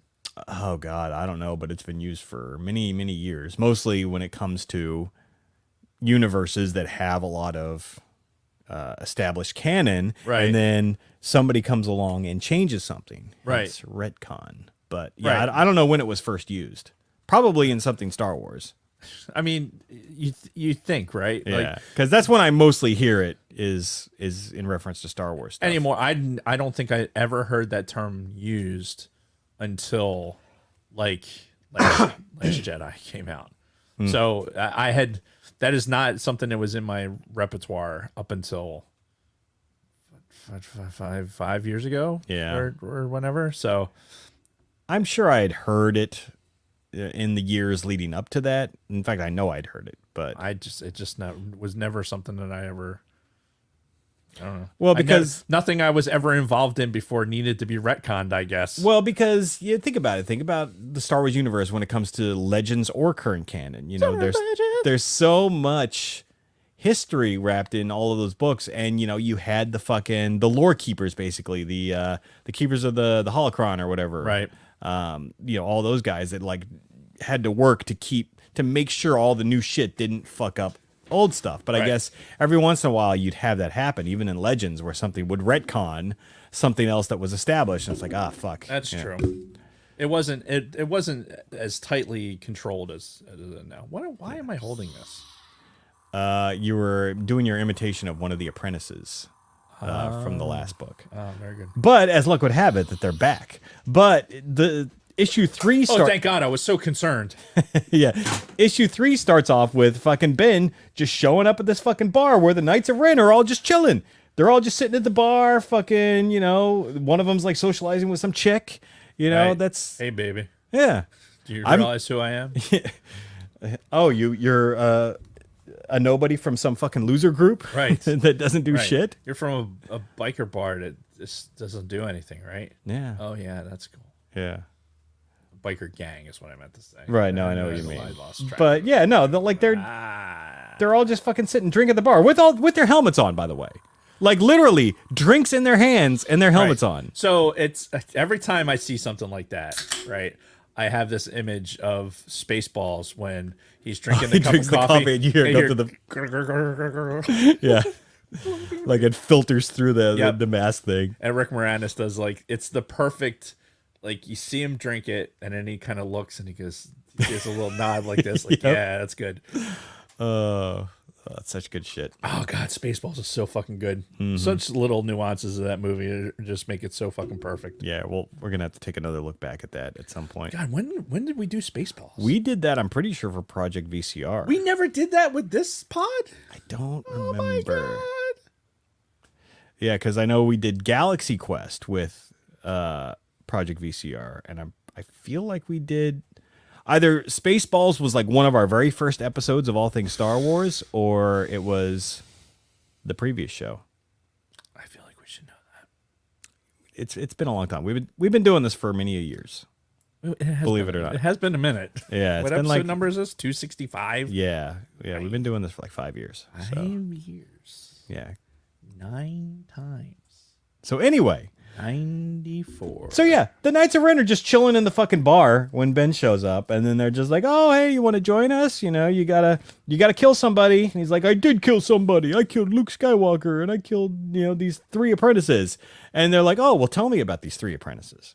So now we're getting the fucking backstory of all 3 of these apprentices. The like I said, Hennix, the squid guy, Vo, the competitive chick, and Ty, the bald empath guy. Right. So, as Ben is explaining, Why do you think you have to be bald to be an empath? I don't know. Like that seems like a stereotype. Yeah, right? Like this Professor X fucking Yeah. Professor X, or like those fucking chicks from Minority Report. Right. The chicks in the bath because they were all bald. They had ones. Yeah, it's weird. Yeah. Something about hair. Maybe hair makes you should be an empath. I have hair now. I mean, Look, see, check it out. you do have hair now. But when you didn't have hair, maybe you were an empath. I don't feel like I was able to read people's thoughts when I was shaving my head, so I don't know. Huh. We'll have to try that Yeah, it was interesting. because I'm sure I'm gonna eventually go back to bald. Right. But anyway, we digress. Jesus Christ. So yeah, this whole issue is basically Ben retelling the fucking Knights of Ren. First, the history of these 3 apprentices. There's Amigos. a page. Yeah. Oh yeah. The history of the 3 amigos. Right. Each one gets their own page where he describes a little bit about him. Like again, the chick, the fucking Vo or whatever her name is. Yeah. How Take she a pose. Yeah, how she's like super competitive, and she like knew that Ben was more powerful than her even when they were kids training with Luke, but she was always like fucking, trying to get the best of him and everything, and it never happened. Yet again, she was surprised when he fucking just stops her midair with the Force. Just Yeah. like, what the fuck do you expect? It's a goldfish mind. Just should call her fucking Dory. Yeah. Oh, it's this way. It's this way. And then P. Sherman Wallaby Way. yeah, and then Hennix, who is apparently a super smart guy, the squid guy. He's super smart, is always just like seeking more knowledge and everything with holocrons and shit. And then the empath guy, he fucking kind of acts like he and Ben are like dyads in the Force. Did you get that? Because they had a conversation later on, like, yeah, we're linked in the Force, like we've always been linked. And I'm just like, where the fuck did this come from? Right. Like, who the fuck are you? Yeah.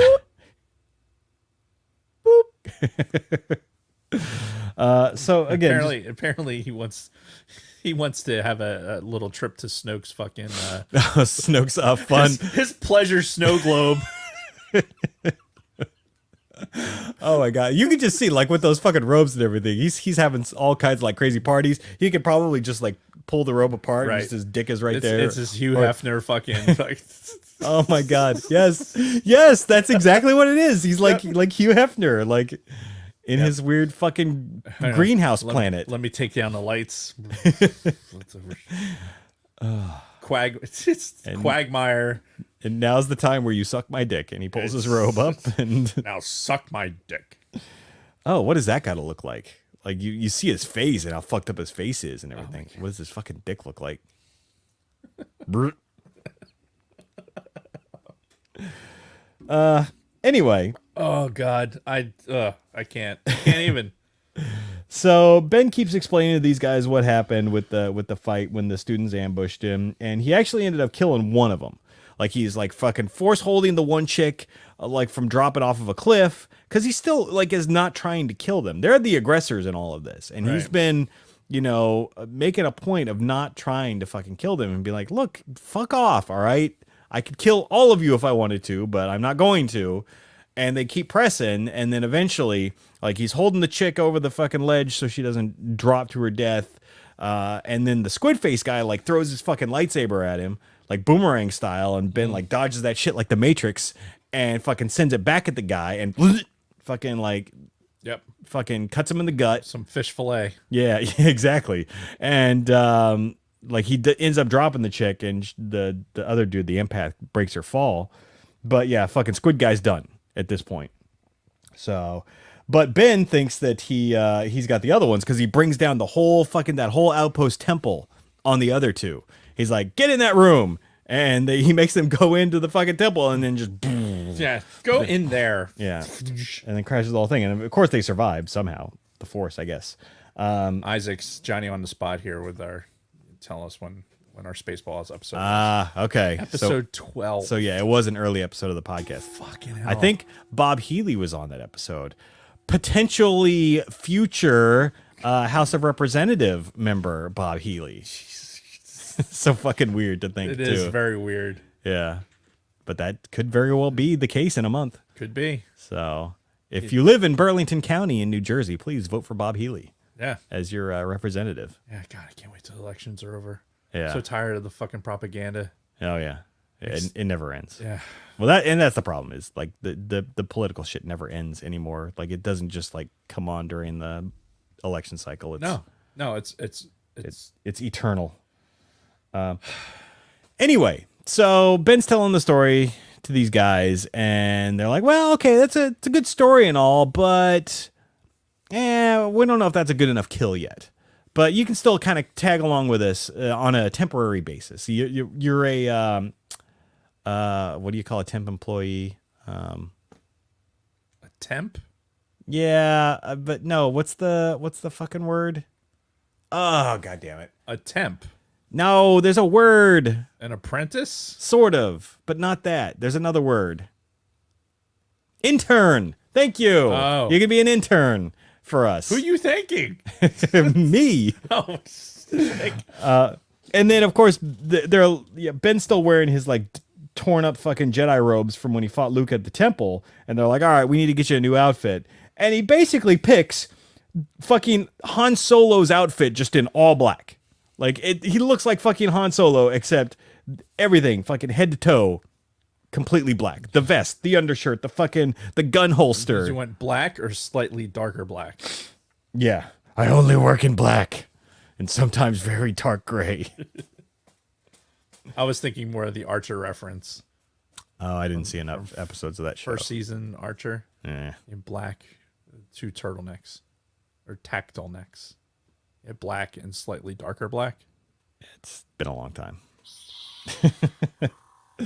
And hey, lo and behold, those 2 fucking apprentices are still alive. And last panel of the comic, they're standing over their dead friend, and they're like, "All right, we're gonna go get him this time," because the first 2 times, Right. you know, They just weren't committed to it before. Now we're really going to do it. yeah.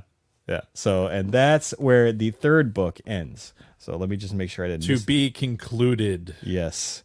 Meanwhile, back on Horror Snow Globe.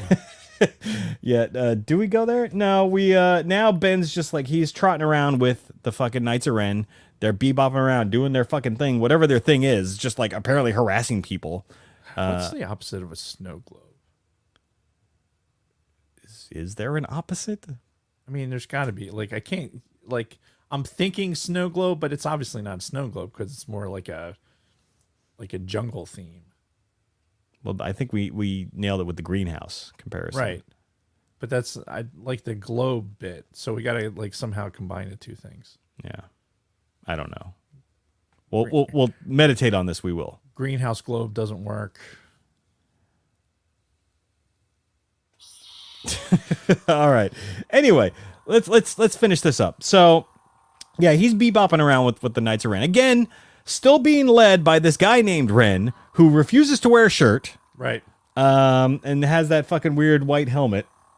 And they're like killing people, and they're trying to get information, and they're like, all right, we're gonna kill this fucker because he won't give us the information we're looking for. And Ben's like, wait, I have an idea, and he does his fucking his thought extraction, Right. that we see him use quite a bit, at least in Force Awakens. So he's using that in this, and they're like, oh, how did you do that? It's like, well, it's just like a Jedi mind trick, except you do it in reverse, and instead of giving them a thought, you're taking their thought, Right. which is kind of neat, but I don't know. Didn't really seem. We didn't need to know that this is like the first time that like he uses this in public. Right. This is like, oh hey, here's this is the first time I'm pulling out this party trick. Yeah. Like to impress these guys. Yeah. Like, you know what would be more impressive? Just kill the leader guy. Yeah. Like what?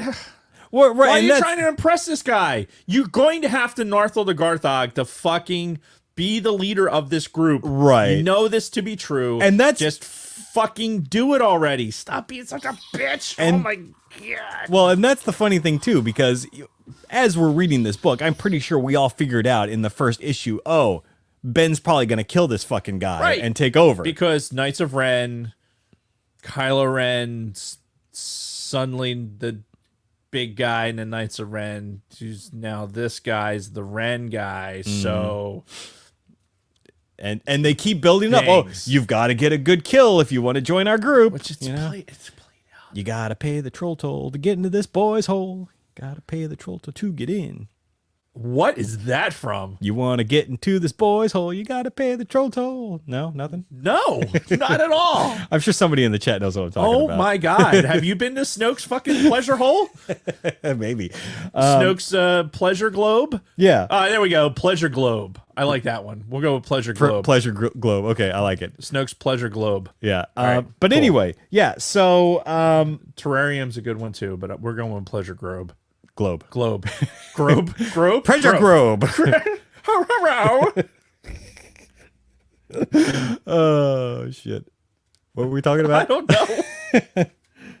Oh yeah, extracts the memory from this guy, and yeah. Because like they've been saying the whole time, like, oh yeah, you got to get a good kill, got to get a kill. Well, who the fuck do you think he's gonna end up killing? Yeah. To join this Here's fucking. your good fucking kill, you fucking wanker. Yeah. And then, hey, lo and behold, guess who's back? The two fucking amigos now, because the third one, he's no longer with us. Right. But they're fucking back, and they're like, Ben, we're here to kill you again. We mean it this time. Yeah. And fights ensue. Lots of fighting.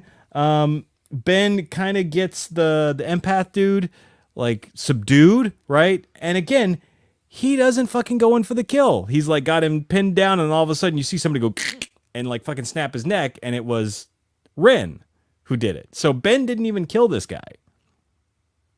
So again, like they're trying to make it seem like Ben's not that bad of a guy, but like it's the other people around him that are The conflict within him. I feel the conflict. yeah. We don't need all this conflict. Yeah. Honestly, we don't need the conflict makes it worse. Yeah. It makes it fucking worse. Because up to this point, what we had thought had happened based on the movies was, he was trending dark. Right. He was kind of on the edge, and then Luke fucking shows up at his bedside, fucking die, motherfucker. And, Ben fights him off, and then he's like, oh, fuck this motherfucker. And, Right. Caves in the house, and he's like, okay, fuck your temple, fuck your students. Right.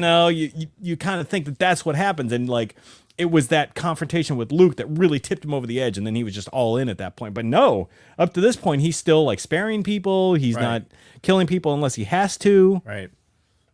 He's visiting Snoke's pleasure globe. Yeah, as multiple often times. as he can. Mm-hmm. And Snoke's like talking to him, like whispering to him. Right. Sweet, sweet nothings. Yeah. Yeah, baby. Yeah. Yeah. You know you want to. Whatever they need to do to survive, to triumph.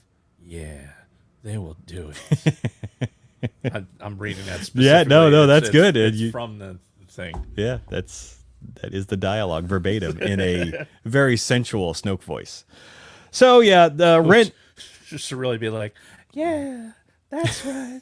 Knights of Ren do as they please. which lends them to fluidity. Oh, I bet there's lots of fluids flowing, if you know what I mean. Fluids.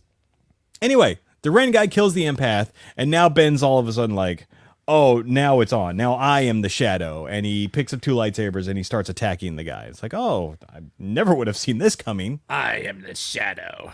Now, the interesting thing that we get throughout this is now we have Palpatine sort of whispering to him, or whispering, period, like, now you will be who you are, who you always meant to be. But again, it's Palpatine all of a sudden, who has not made an appearance at all in these books.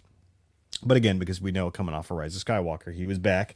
Then we get this really interesting panel that's got all kinds of flashes. You've got Snoke, you've got fucking Leia realizing what's happening, because now Ben is, now he's taking that forever trip to the dark side as he's killing this Ren guy. Well, I mean, not forever. Well, yeah, but I mean, obviously, spoiler alert. Yeah, if you've seen Rise of Skywalker, Right. He eventually does get his redemption arc. Right. Right. But this is the moment where he's turning dark. Right. Snoke senses it. He's got that grin with his little leather football helmet on. Leia's like, oh, Ben, no. Then you get a fucking shot of Rey and Unkar Plot all of a sudden. So you've got a younger Rey being like, she senses, what does she say? You feel that? Feels cold. And then you get another shot of fucking Palpatine. Yes, claim your birthright and strike him down. Right. And he does. He fucking kills Ren. And the chick, the competitive chick who's, always been instigating these fights is still there. She's still alive. But now Ben walks up to her, ignites the red saber, and finally finishes her off. So, walks up to the Knights of Ren, and they're just all kneeling to him. So just like that, he is now the leader of the Knights of Ren. No resistance whatsoever. Nope. He killed their master, and now there's what you are now the Pirate King. So all right, let's do this. Yep. And then we go to him constructing his saber, which this scene was actually pretty cool. I like the way they did this. Right. Like he takes what I'm assuming is his own kyber crystal from his Jedi lightsaber, and he corrupts it, turns it red, like you're supposed to do when you make a red lightsaber. He corrupts the kyber crystal. But he has to do it topless, by the way. Right. Spoiler alert. Because apparently, as a leader of the Knights of Ren, I must take my top off. Yeah, you must. Yeah, you have to be shirtless as much as possible. Which now explains, the vision with him and Rey in Last Jedi when he's not wearing a top, because that's. I wonder if Snoke has anything to do with this. You will not wear a top. You will take your top off. Yes. Show us those manly pecs. Take those titties. Let's see those titties. Yeah. So. Yes. So he corrupts his fucking kyber crystal, puts it in this new lightsaber, ignites it, and you can see it's like the unstableness of the red blade and the tip, because right now it's just a normal cylindrical lightsaber, right? And the tip is like getting real fucking hot. Like you can see like the heat, like the metal is heating up towards the tip. And he's like, fuck. He stops, and that's when he puts the 2 vents in. So that's the origin of the broad saber, is because it was getting so hot, he had to vent that heat out from the sides. So now you've got the broad saber, which is, of all of the shit in these books, that was the coolest part to me. And that's it. The book's over. Yep. That's the last scene. You don't get any explanation as to, like, what happens with him and Snoke after this. At what point does Snoke... Because at one point when he's in the fucking pleasure globe, Snoke gets a call from fucking Hux. He's like, these two are talking, and then all of a sudden, like... Yeah. Hang on. Hello? Yeah. And Ben's I told you not to call me here. Yeah, and Ben's like, who the fuck is that? He's like, oh, it's a friend. Yeah, don't Right? worry. Don't worry about it. Yeah. Bitch, I told you not to call me here. Yeah. So, no mention of the First Order at this point. Nope. Even though they're out there, because it was Hux calling him. And yeah, so he's obviously working for the, like... So, what are we led to believe? We're led to believe that Snoke somehow is this trusted agent that gets on Ben's good side somehow. Yeah. And Snoke gets betrayed by Luke, and because Ben feels betrayed also by Luke, then he feels like he is now further justified in following Snoke's sweet, sweet nothings Yeah. in the Pleasure Globe. And so we're going to use the Knights of Ren as the vehicle to get Kylo Ren some fucking screen time. Yeah. And that's it. Yeah. So many things left We unanswered. could have done that in 10 sentences. Yeah. Like I had said at the beginning, this is I fucked up and let expectations of what Same. this story. I'm like, fuck, this could tell us a lot about. I guess what I wanted was some vindication for the emptiness behind Kylo Ren's character. Yeah, exactly. And the Knights of Ren, for that matter. Yeah, I mean, Christ, anything would be better. Like, even the little bit that we get here, the Knights of Ren don't necessarily suffer from this, but they also don't gain much from it. They don't gain anything. Yeah. Right? This is like, oh, here's some more seconds of airtime, basically. Yeah. But we don't get any. We don't really move forward at all. No, and why? See, and I think because of the timing of this, because it released, the first issue obviously came out 2 days before Rise of Skywalker, but because it was supposed to come to fruition after the movie came out, you would think that they'd have carte blanche to do all kinds of crazy, like, canon twists and, like, things to put out. What happens in the dome stays in the dome. The pleasure dome. That's right. But yeah, no, because this was released after the movie, you'd think that they'd be able to put whatever the fuck they wanted out there after this, because it wouldn't be spoiling anything, wouldn't be ruining anything. And you'd think that, yeah, they'd be able to go all fucking out, get into the origins of Snoke and how him and fucking Ben got together, Right. and all this other stuff. And they didn't. Literally. Yeah, but they didn't touch on any of that. It was very, very little pieces of relevant canon came out of this. Yeah. If anything, it made the story worse, like we talked about. Yeah. So It added that level of ambiguity with the fucking temple, and Ben didn't destroy it, but there was no payoff. They never touched on it again. right. And then, like Isaac had brought up in some of the encyclopedic stuff, that the illusions that we would glean from what we did get out of the comic were negated by the encyclopedia. Yeah, so it's like, well, what the... Excuse me. And, the encyclopedias are known to be, legit sources of Right. Star Wars canon information. So it's like, well, now what the fuck? Now it's just, ha ha. Yeah. We wasted your time, and here is Snoke in a fucking leather helmet in the Pleasure Dome. Yeah, in his Hugh Hefner robes. Right. So now you just have to have this fucking imagery Yeah. in your fucking head. And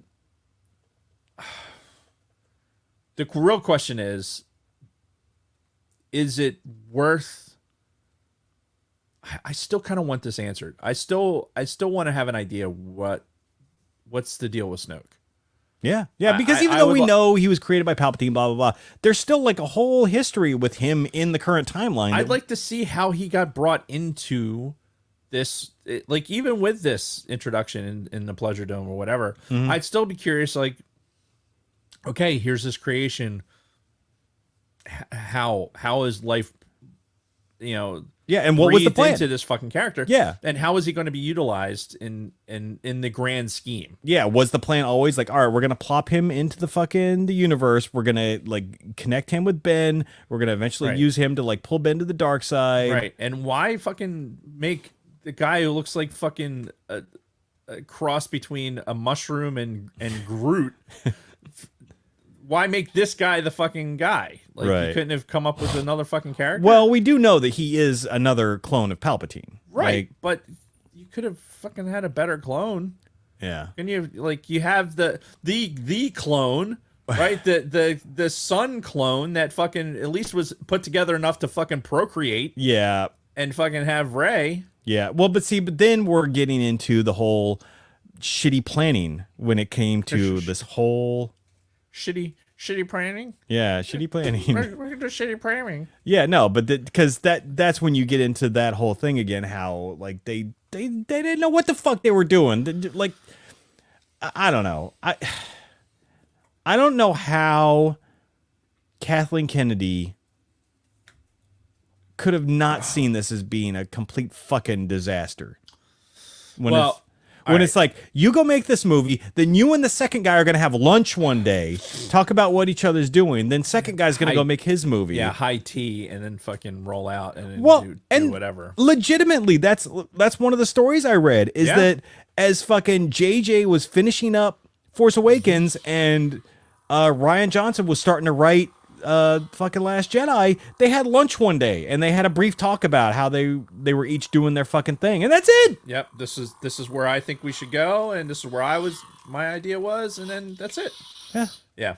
But that being said, as far as the comics go, and this is something I was kind of like dancing around in before we started. Yeah. The problem with reading this and not necessarily getting the payoff that I wanted was, all right, now getting into other comics, am I going to have the same level of underwhelmment or level of being underwhelmed? And I guess we should find out, because like this one was extremely disappointing. Yeah, so extremely disappointing. I went from these because I think I read these, and then I went to I have to look at my library. Hang on. You said you went to the newest Vader and Star Wars series, right? Well, I went to there was a Vader that was, we already did 2015 Vader. Oh, and a lot of people in the chat did know what I was talking about when I was singing about, you gotta pay the troll toll to get into this boy's hole. Gotta pay the troll toll to get in. You want to get into this boy's hole, you gotta pay the troll toll. I don't. What is it? Dayman. Ha ha ha. Fighter of the night man. Ha ha ha. No, nothing. No, nothing. Champion of the sun. You're a master of karate and friendship for everyone. Dayman. No? Nope. All right. Nothing. I'm glad people in the chat got it, though. That's good news. Yeah. Because I would have thought you were fucking, maybe there's a gas leak or something. Maybe there was some like a lithium battery fire that we haven't picked up on. Yeah. So what are you looking up over there? I'm trying to figure out what I read next. And I think I went from this to Journey to Star Wars, Rise of Skywalker Allegiance. It's another 4-issue series that I don't know if I got all the way through it. And was this a lead up to the movie? I don't remember. All right, we'll have to do some research on that. But yeah, we're ultimately, even though this was a very disappointing series, and quite frankly, oh yeah, I must have read it. You could probably skip this. Like honestly, even if you care a lot about Star Wars canon and try to keep up, there's really not much here. You probably you can read it all in half an hour. The 4 issues. If you have Marvel Unlimited, there's no reason to not read it. Yeah, but don't expect much. Because ultimately that's what it boiled down to. We had expectations going into this thing. You see the title, the time frame that they released it. It's like, oh, we're gonna get some good canon here, where they're gonna really delve into the origins of how Ben turned to the dark side and blah blah blah. No, it was. I feel less informed now than before. Like I have more questions than answers that we were given. Yeah, it's expectations. Yeah. Now saying that, I know when we were covering the comics a lot.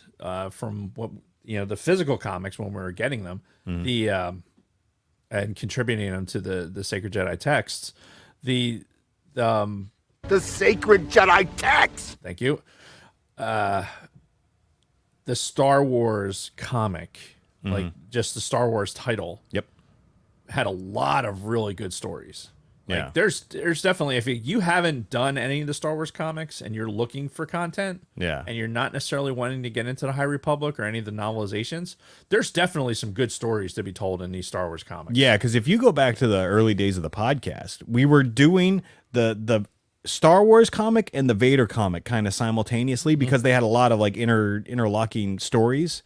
And some of that early shit was really good. Yeah. And we really enjoyed those. And then I know we started to kind of get away from that a little bit, but then they started a new Star Wars series that now takes place between Empire and Jedi, and a new Vader series that I think goes along the same timeline. There's a Vader 2020. Actually, I finished Vader 2015.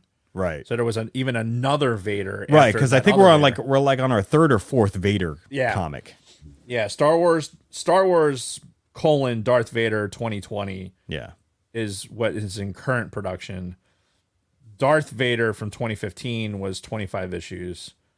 That was good. So there's definitely, if you invest in Marvel Unlimited and you want to have some Star Wars content and with good stories and things like that, that's definitely out there. But I think it's just a matter of keeping nice measured expectations for stuff that's going to be connected to the movies in particular. Yeah. Because honestly, if you haven't heard about it by now, it probably isn't going to move the needle a whole lot. I know Bronco Feder brought up the Poe Dameron series. I had heard, when we were still kind of talking about the comics, I heard the Poe Dameron series was actually pretty decent.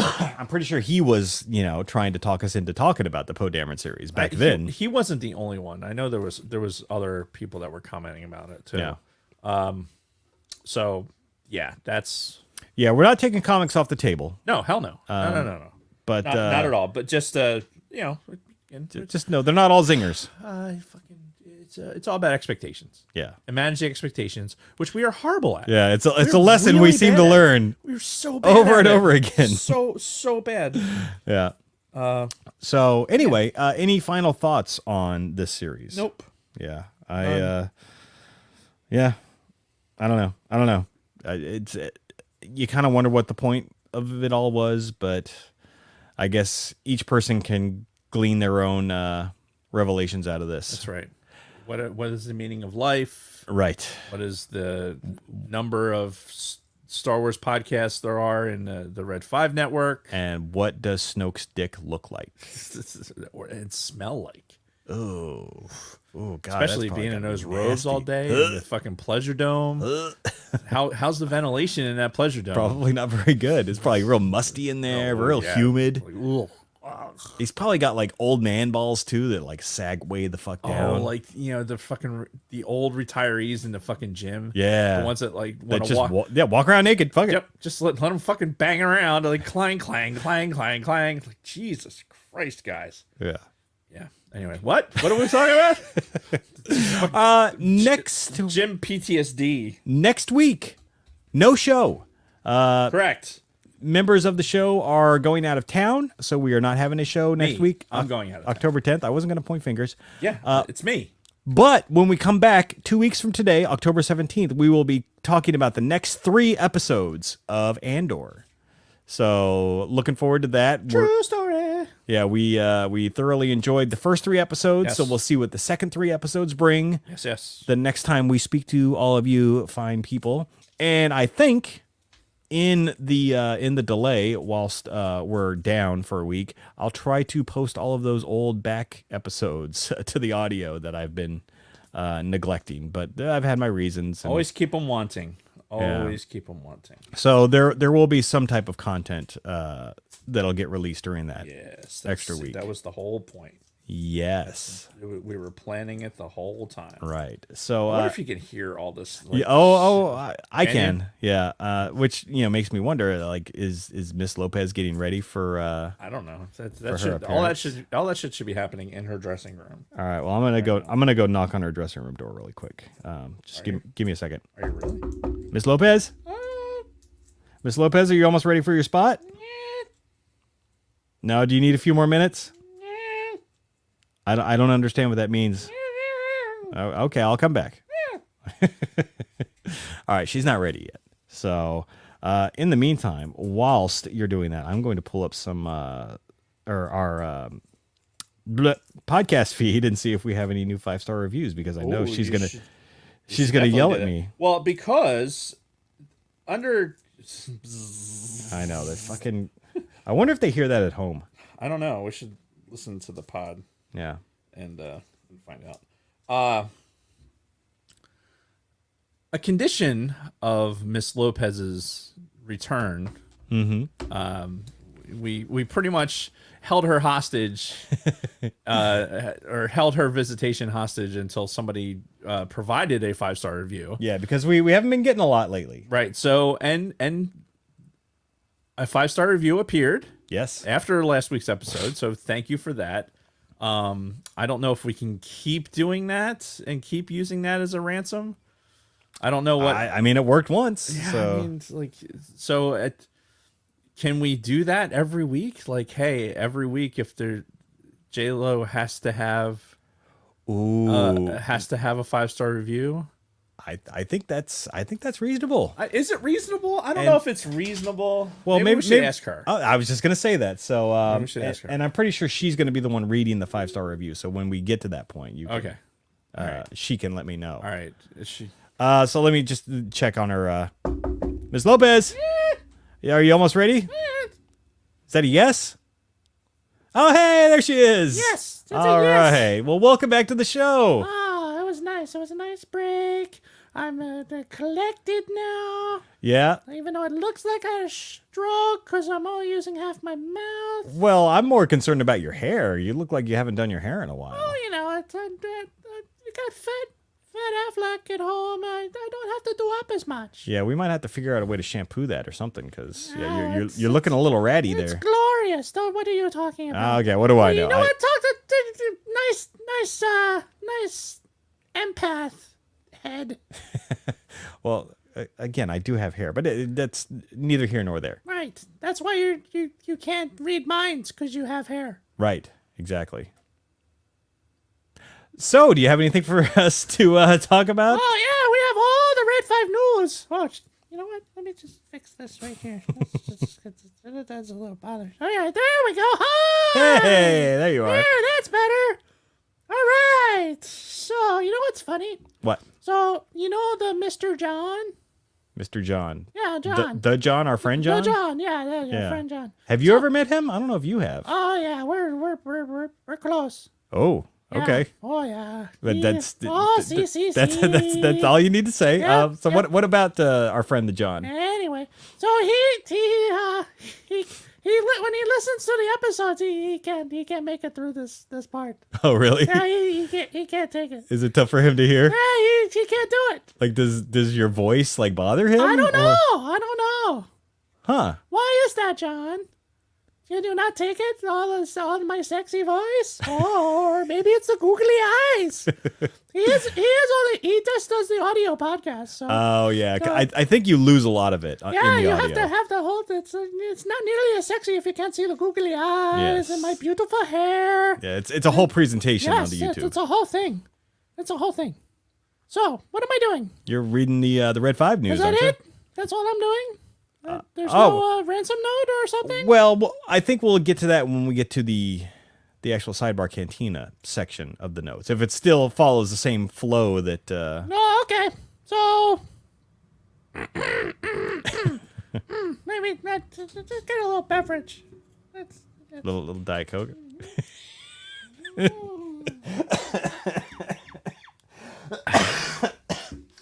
yeah. So I really wish that it'd be nice to start drinking again. The idea that telling we're me. doing this sober is just fucking weird. Yeah. Huh? What? What are we doing? Okay. Okay. So, in Red 5 News, Ludagirl would like to shout out to Salacious Crom, who had her and DB as guests this afternoon. This afternoon? Today? Today? I guess so. This afternoon on Monkey Lizard Hangout. If you love Star Wars, monkey lizards, action figures, Legos, and shooting the shit with like-minded weirdos all over the world, that's covering a lot of ground. There's a lot of people that didn't. Yeah, a lot of people fit into one of those categories. Yeah, I think I cover at least all of those except for the I'm not a monkey lizard person. Oh, yeah. My favorite monkey lizards are the ones on spits, getting ready to be eaten. Yeah. Delicioso. This is the podcast for you. So check out the replay at Salacious Chrome on YouTube. Monkey Lizard. Hashtag Monkey Lizard Army. Yeah, you go ahead. Do your hashtag. You do you. Hey, Jason. Yes. Woo! What was that? Woo! I don't know. They're bucking bronco. We're riding it, Jason. We're Oh. riding. Okay. Never mind. I don't understand. After our show at 2000, 8 p.m. Eastern, check out After the Weekend, who will be discussing Monster Squad. At 2200, 10 p.m. Eastern, WSTR Media will review the first trimester. Trimester? Like pregnancy trimester? I thought there was 12 episodes. Wait, 1, 2, you know what? Never mind. But WSTR Media will review the first trimester of Andor. Join our live chats on YouTube and support our Red 5 family. Yeah, I guess 4 episodes would be a trimester because that's a third of. Yeah, but it's just weird because you think try and then you think 3, right? Right. And uno, dos, tres. I always started that in French. Why would I do that, Jason? I don't know. And trois, quatre, cinq, six, sept. I don't even know. Why? Why? That's not my language. That's not my native language. Yeah, you're Puerto Rican. The New York Rican. That's a difference.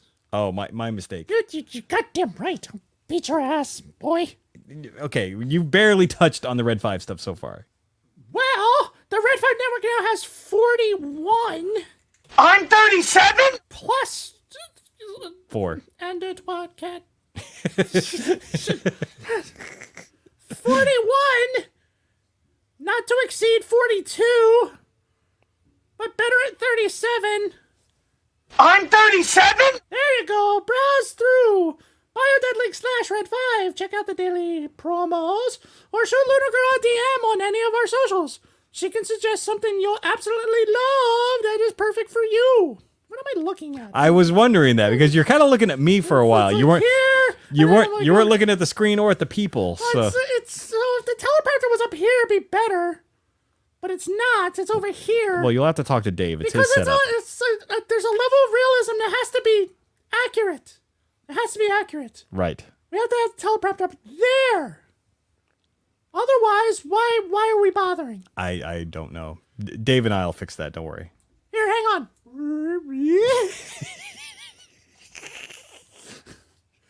In Cantina Family Happenings, the Use and Abuse Pod will review the new movie Hocus Pocus 2. I saw a bunch of message traffic about that. I didn't. Apparently, a lot of people are excited about that. I've never even Really? seen the first one, so Isn't that like from 1985 or some shit? it's old. Wasn't Bette Midler still? You know what? Never mind. USAB's Power Review, Hocus Pocus 2, with special guest Nicole from Rogue One Radio and Lunar Girl. Tune in Tuesday, 1700, 5 p.m. Eastern Daylight Time. Join Scott and Kim in their live chat on YouTube and enjoy. Just wanted to hear the googly eyes. I want to, for the listeners at home, are you ready? Quiet over there. Those are the googly eyes. Both in the back, we're reviewing Week 4 fantasy football matchup from this past weekend. Oh my god! Because I'm not reading, I'm trying to do it from memory. That's what's happening. I'm doing it from memory. You're not looking at the screen. No, I'm not looking. I'm doing it from memory because I'm an actress, Jason. Yeah. I'm so much better than Fat Affleck because I can do it from memory. Okay, good for you. I'm very happy to hear Yes, thank you. What was I doing? that. Reading- Okay. Both in the back, we're reviewing our Week 4 fantasy football matchups from this past weekend. Join Don Deadless Snooch, Brady McLovin, and Lunar Girl Wednesday at 1800, 6 p.m. Eastern Daylight Time. Exclusive Googly eyes. Grab a beer, take off your pants, and don't miss the show. It's the Sidebar Cantina group on Facebook. You want to be a member of the Sidebar Cantina group? on Facebook. Which we have been getting some new members in there lately. Yes, So. that's awesome. That's not a word I say. I don't say awesome. Yeah. That's a white person word. Hey, everything is awesome. All right. Everything is cool when you're part of the team. Yes, exactly. Everything is awesome when you're living a dream. Yes. Anyway, join the Sorry Bar Cantina Facebook group. Also, on Wednesday, ATSW Escape Pod will be reviewing Monster Squad. Tune in at 19:05, 7:05 p.m. Eastern Daylight Time for all the shenanigans. I'm moving back and forth because that's why. What? Well, hang on. Wasn't someone else from Red 5 also doing Monster Squad? Didn't you just say somebody else? No. Okay. No, it's Use and Abuse is doing Hocus Pocus. Hang on. Yeah, no, nobody's doing it. Okay. I don't. Oh, wait. Yes, you are correct. Tonight at 2000 after the weekend, we will be discussing Monster Squad. Huh. That's must be having an anniversary or something because that's a weird coincidence that two pods on Red 5 would be covering the same movie. I mean, is it? Well, now I got to find out. It's got to have like a fucking anniversary. Or maybe it's just because we're now into Halloween. I don't fucking know. Yeah. Halloween is stupid. People get dressed up. They put googly eyes on, like they're pretending like they're something they aren't. So this is the 35th anniversary. It came out in August. So August, September, October, November. I don't know. I don't either. Anyway, carry on. I don't give a shit. Hang on. Oh, well, here. It's... So, all kinds of repeating going on. So, ATSW Escape Pod's doing Monster Squad. Yeah. There we go. ATSW Escape Pod's doing Monster Squad at 19:05 on Wednesday. Join Don Little Snooch, Brady McLovin, and Dragon Buddy for that. And then Stranger Things Has Happened is back. Host Don Della Snooch and Lunar Girl will review season 2 premiere of Stranger Things on their new night. Friday, 1900, 7 p.m. Eastern. Join them in their live chat. Stranger Things Has Happened in YouTube. So is it... Who had the season 2 premiere? Who? What now? Stranger Things Has Happened. Yes. Whose new night? Is it Stranger Things Has Happened? Yeah, it New sounds night? like it sounds like the show, their show is now on Friday. Their show. Yeah, not the actual Stranger Things. Not the Stranger Things show. Because the Stranger Things, it's a Netflix thing, I think. Oh. Well, I don't think they dropped the whole season in one shot like they do with Cobra Kai for Stranger Things. I think they still release those weekly, but I think like everything's out that's going to be out for that show now. And they're on like the 5th season or some shit. Yeah, that's very confusing. Yeah. But I think the gist of it is the Stranger Things Has Happened show is now on a new night, Fridays. Am I weird for not really giving a shit about the Stranger Things show? It seems like a lot of people are into that show, and I really don't care. I've never seen it. I wouldn't say that I don't give a shit, but it's just one of those things. It's like I only have so much free time to consume television, and that's just not one of the higher priority ones. Here's Stranger Things, right here. I got it for you. Yeah. Take a look at the screen. All right, are we almost done here? But if you're going to watch Stranger Things, and then you should be listening and watching Stranger Things Has Happened on Fridays at 1900. Layman's Terms released Hocus Pocus 2 History of Horror this past weekend. Again, repeating. Hocus Pocus is a horror movie? Question mark? I think it's like kind of a Halloween themed movie, but I wouldn't Hocus call it a Pocus horror 2 movie. History of Horror. Anyway, Keith Layman has... See, the best part about when I have these questions, you know how to answer these questions? Watch their fucking shows. Then you'd have all these questions answered. Isn't that great? I suppose that is true. Yeah, like the shows, like and follow and subscribe and do all the things. Mm-hmm. He's diving into horror movies almost a month long. Be sure to subscribe, ding that bell. Select all to receive notification for your source of ignorance and drunken banter. Apparently I'm back to reading the screen. The Orange Professor dropped episode 51, The History of Time Travel, last week. Subscribe to them on Spotify and be notified about upcoming releasing. Spoiler alert. Or Oh, hi, Dave. Sidebar. I'm listening to the Star Talk podcast, right? And it's Neil deGrasse Tyson. I can't take this transition. Are you sure? Are you okay? I don't know. Anyway, it's narrated by Neil deGrasse Tyson, and he has this German woman. She's a physicist, and like it's literally she's unintentionally hilarious with her fucking answers. They're like asking questions about things like, does time exist in a wormhole? And she's just so deadpan with her. She just can't. She doesn't understand that her answers are fucking hilarious.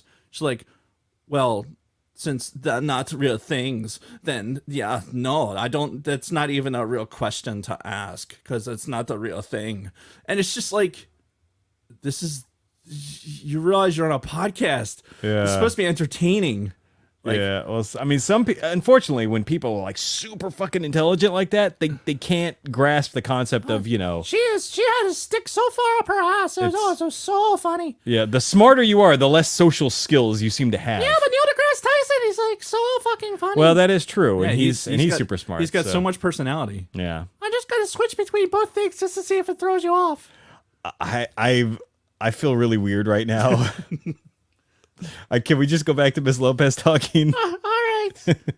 Sweet Studios. Anyway, Artifactual History Time Travel last week. Subscribe to them on Spotify. Sweet Studios is starting to release tasty tidbits of their current project, and it's pretty dirty. Follow Sweet Studios. Why am I moving like this? It's weird. Follow Sweet Studios on Facebook, Instagram, Twitter, and Discord for updates, and subscribe to him on YouTube. Wow, his thing got longer. That's what she said. His thing. Oh yeah, that would be good. See, I don't get that with Fat Batman. It's one size. That's it. I don't even need to know. That's something you could just leave at home, leave in the bedroom. Yeah, the Pleasure Dome. Yeah. Welcome to the Pleasure Dome. Where it smells like Snoke's balls. Snoke saggy balls. Snoke snaggy balls. Dancing in the Snoke snaggy balls. Snoke stroke snaggy balls. Oh my god. Steak. You can find us. That's bio.link/Sidebar Cantina, where you can find our links to YouTube, audio, Patreon, and our latest Spotify mixtapes. And all social media platforms, including Twitter, Instagram, Facebook, Twitch, and Discord, and TikTok. Also, in our bio link is our T-Podcast merch shop. We have t-shirts, hoodies, and a wide variety of designs, sizes, and colors. Our Sidebar Cantina face mask tote bags. Phone cases, exclusive stickers, and pins, just about anything you can imagine. Please tag us with your merch so you can leave and share it on the socials. Reviews! We have a new 5-star review, and I believe Happy days are here again. and I think we had promised that you, Miss Lopez, would read this. Okay. So this is from Melanie Marquita. Marquita. Oh, I And like there it. you go. All right, I'm going to look right at the screen. And, okay, here is a 5-star review, guys. Oh, see, it's blackmail. It works every time. Mm-hmm. All right, then there it is, 5 stars. On Monday, Melanie Marquita. I guess I'm not supposed to, if it's on a teleprompter, I will read it. Yeah, read it verbatim. David Jason loves Star Wars. From toys to TV to comics to movies, they cover it all. I'm terribly jealous of the Sacred Jedi series. Sacred Jedi Black series. The Sacred Jedi. Black series! Hey, I know that person. Yeah. And the Sacred Jedi Pops. The Sacred Jedi. Pops! But I'm also interested to hear what they've added to their collections. Which are the stuff dreams are made of. Yes, it is. Look at its gloriousness over here. Oh, it's so And nice. it's only getting bigger. So nice. That's what he said. Mm-hmm. Well, my dreams anyway. That's from the thing. From the review. From the review. Their conversations are so full of humor and heart. It's great to hear the guys talking about my favorite franchise. I love their honesty, They call it like they see it, but everyone's opinions are welcome. Well, I mean, kind of. Join the Spirited Live chat on YouTube. There's a booth at the Sidebar Cantina reserved for you. Signed. Oh, no, that was it. Oh, okay. Thank you, Melanie Marquita. Thank you, ma'am. Much appreciated. And please write us a 5-star review on Apple.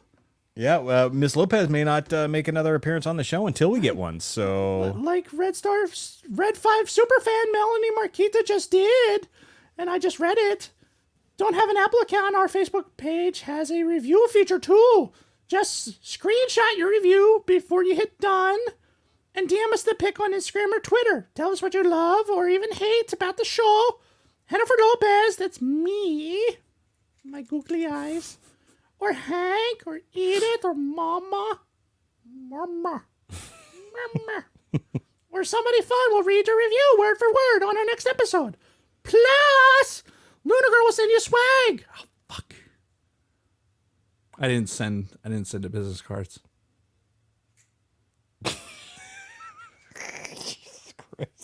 You are the worst. I know. All right. I think we're done here. Okay, thank you, Miss Lopez. And, Bye. and thank you again to Melanie for the 5-star review. I can't.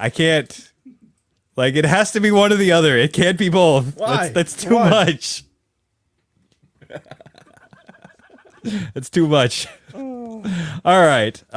Yeah, so like we said, no episode next week. 2 weeks from now, we get caught up on Andor, and then we have one other topic before we close the month with Tales of the Jedi, right? I don't know. We'll figure it out. We'll do it live. We'll do it live! Fuck it! Thankfully, Do it live! I think our social media director knows what we're supposed to be doing. Knows better than us. Yes, thank goodness. All right. You all right? I'm fine.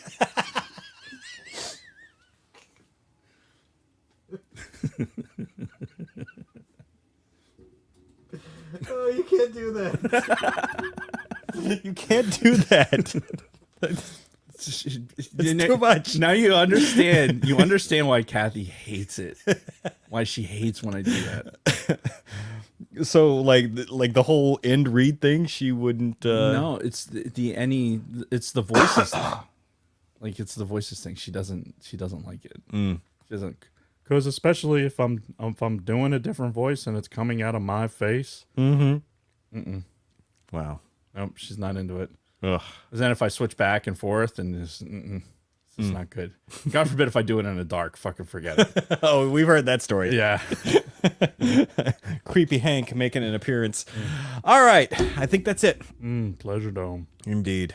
So yeah, thank you everybody for listening. Thank you everybody for watching on the YouTube. We'll see you in 2 weeks, and until next time, Dave and everybody else, where the fuck is my water? May the force be with you. Made of words we do. Cling.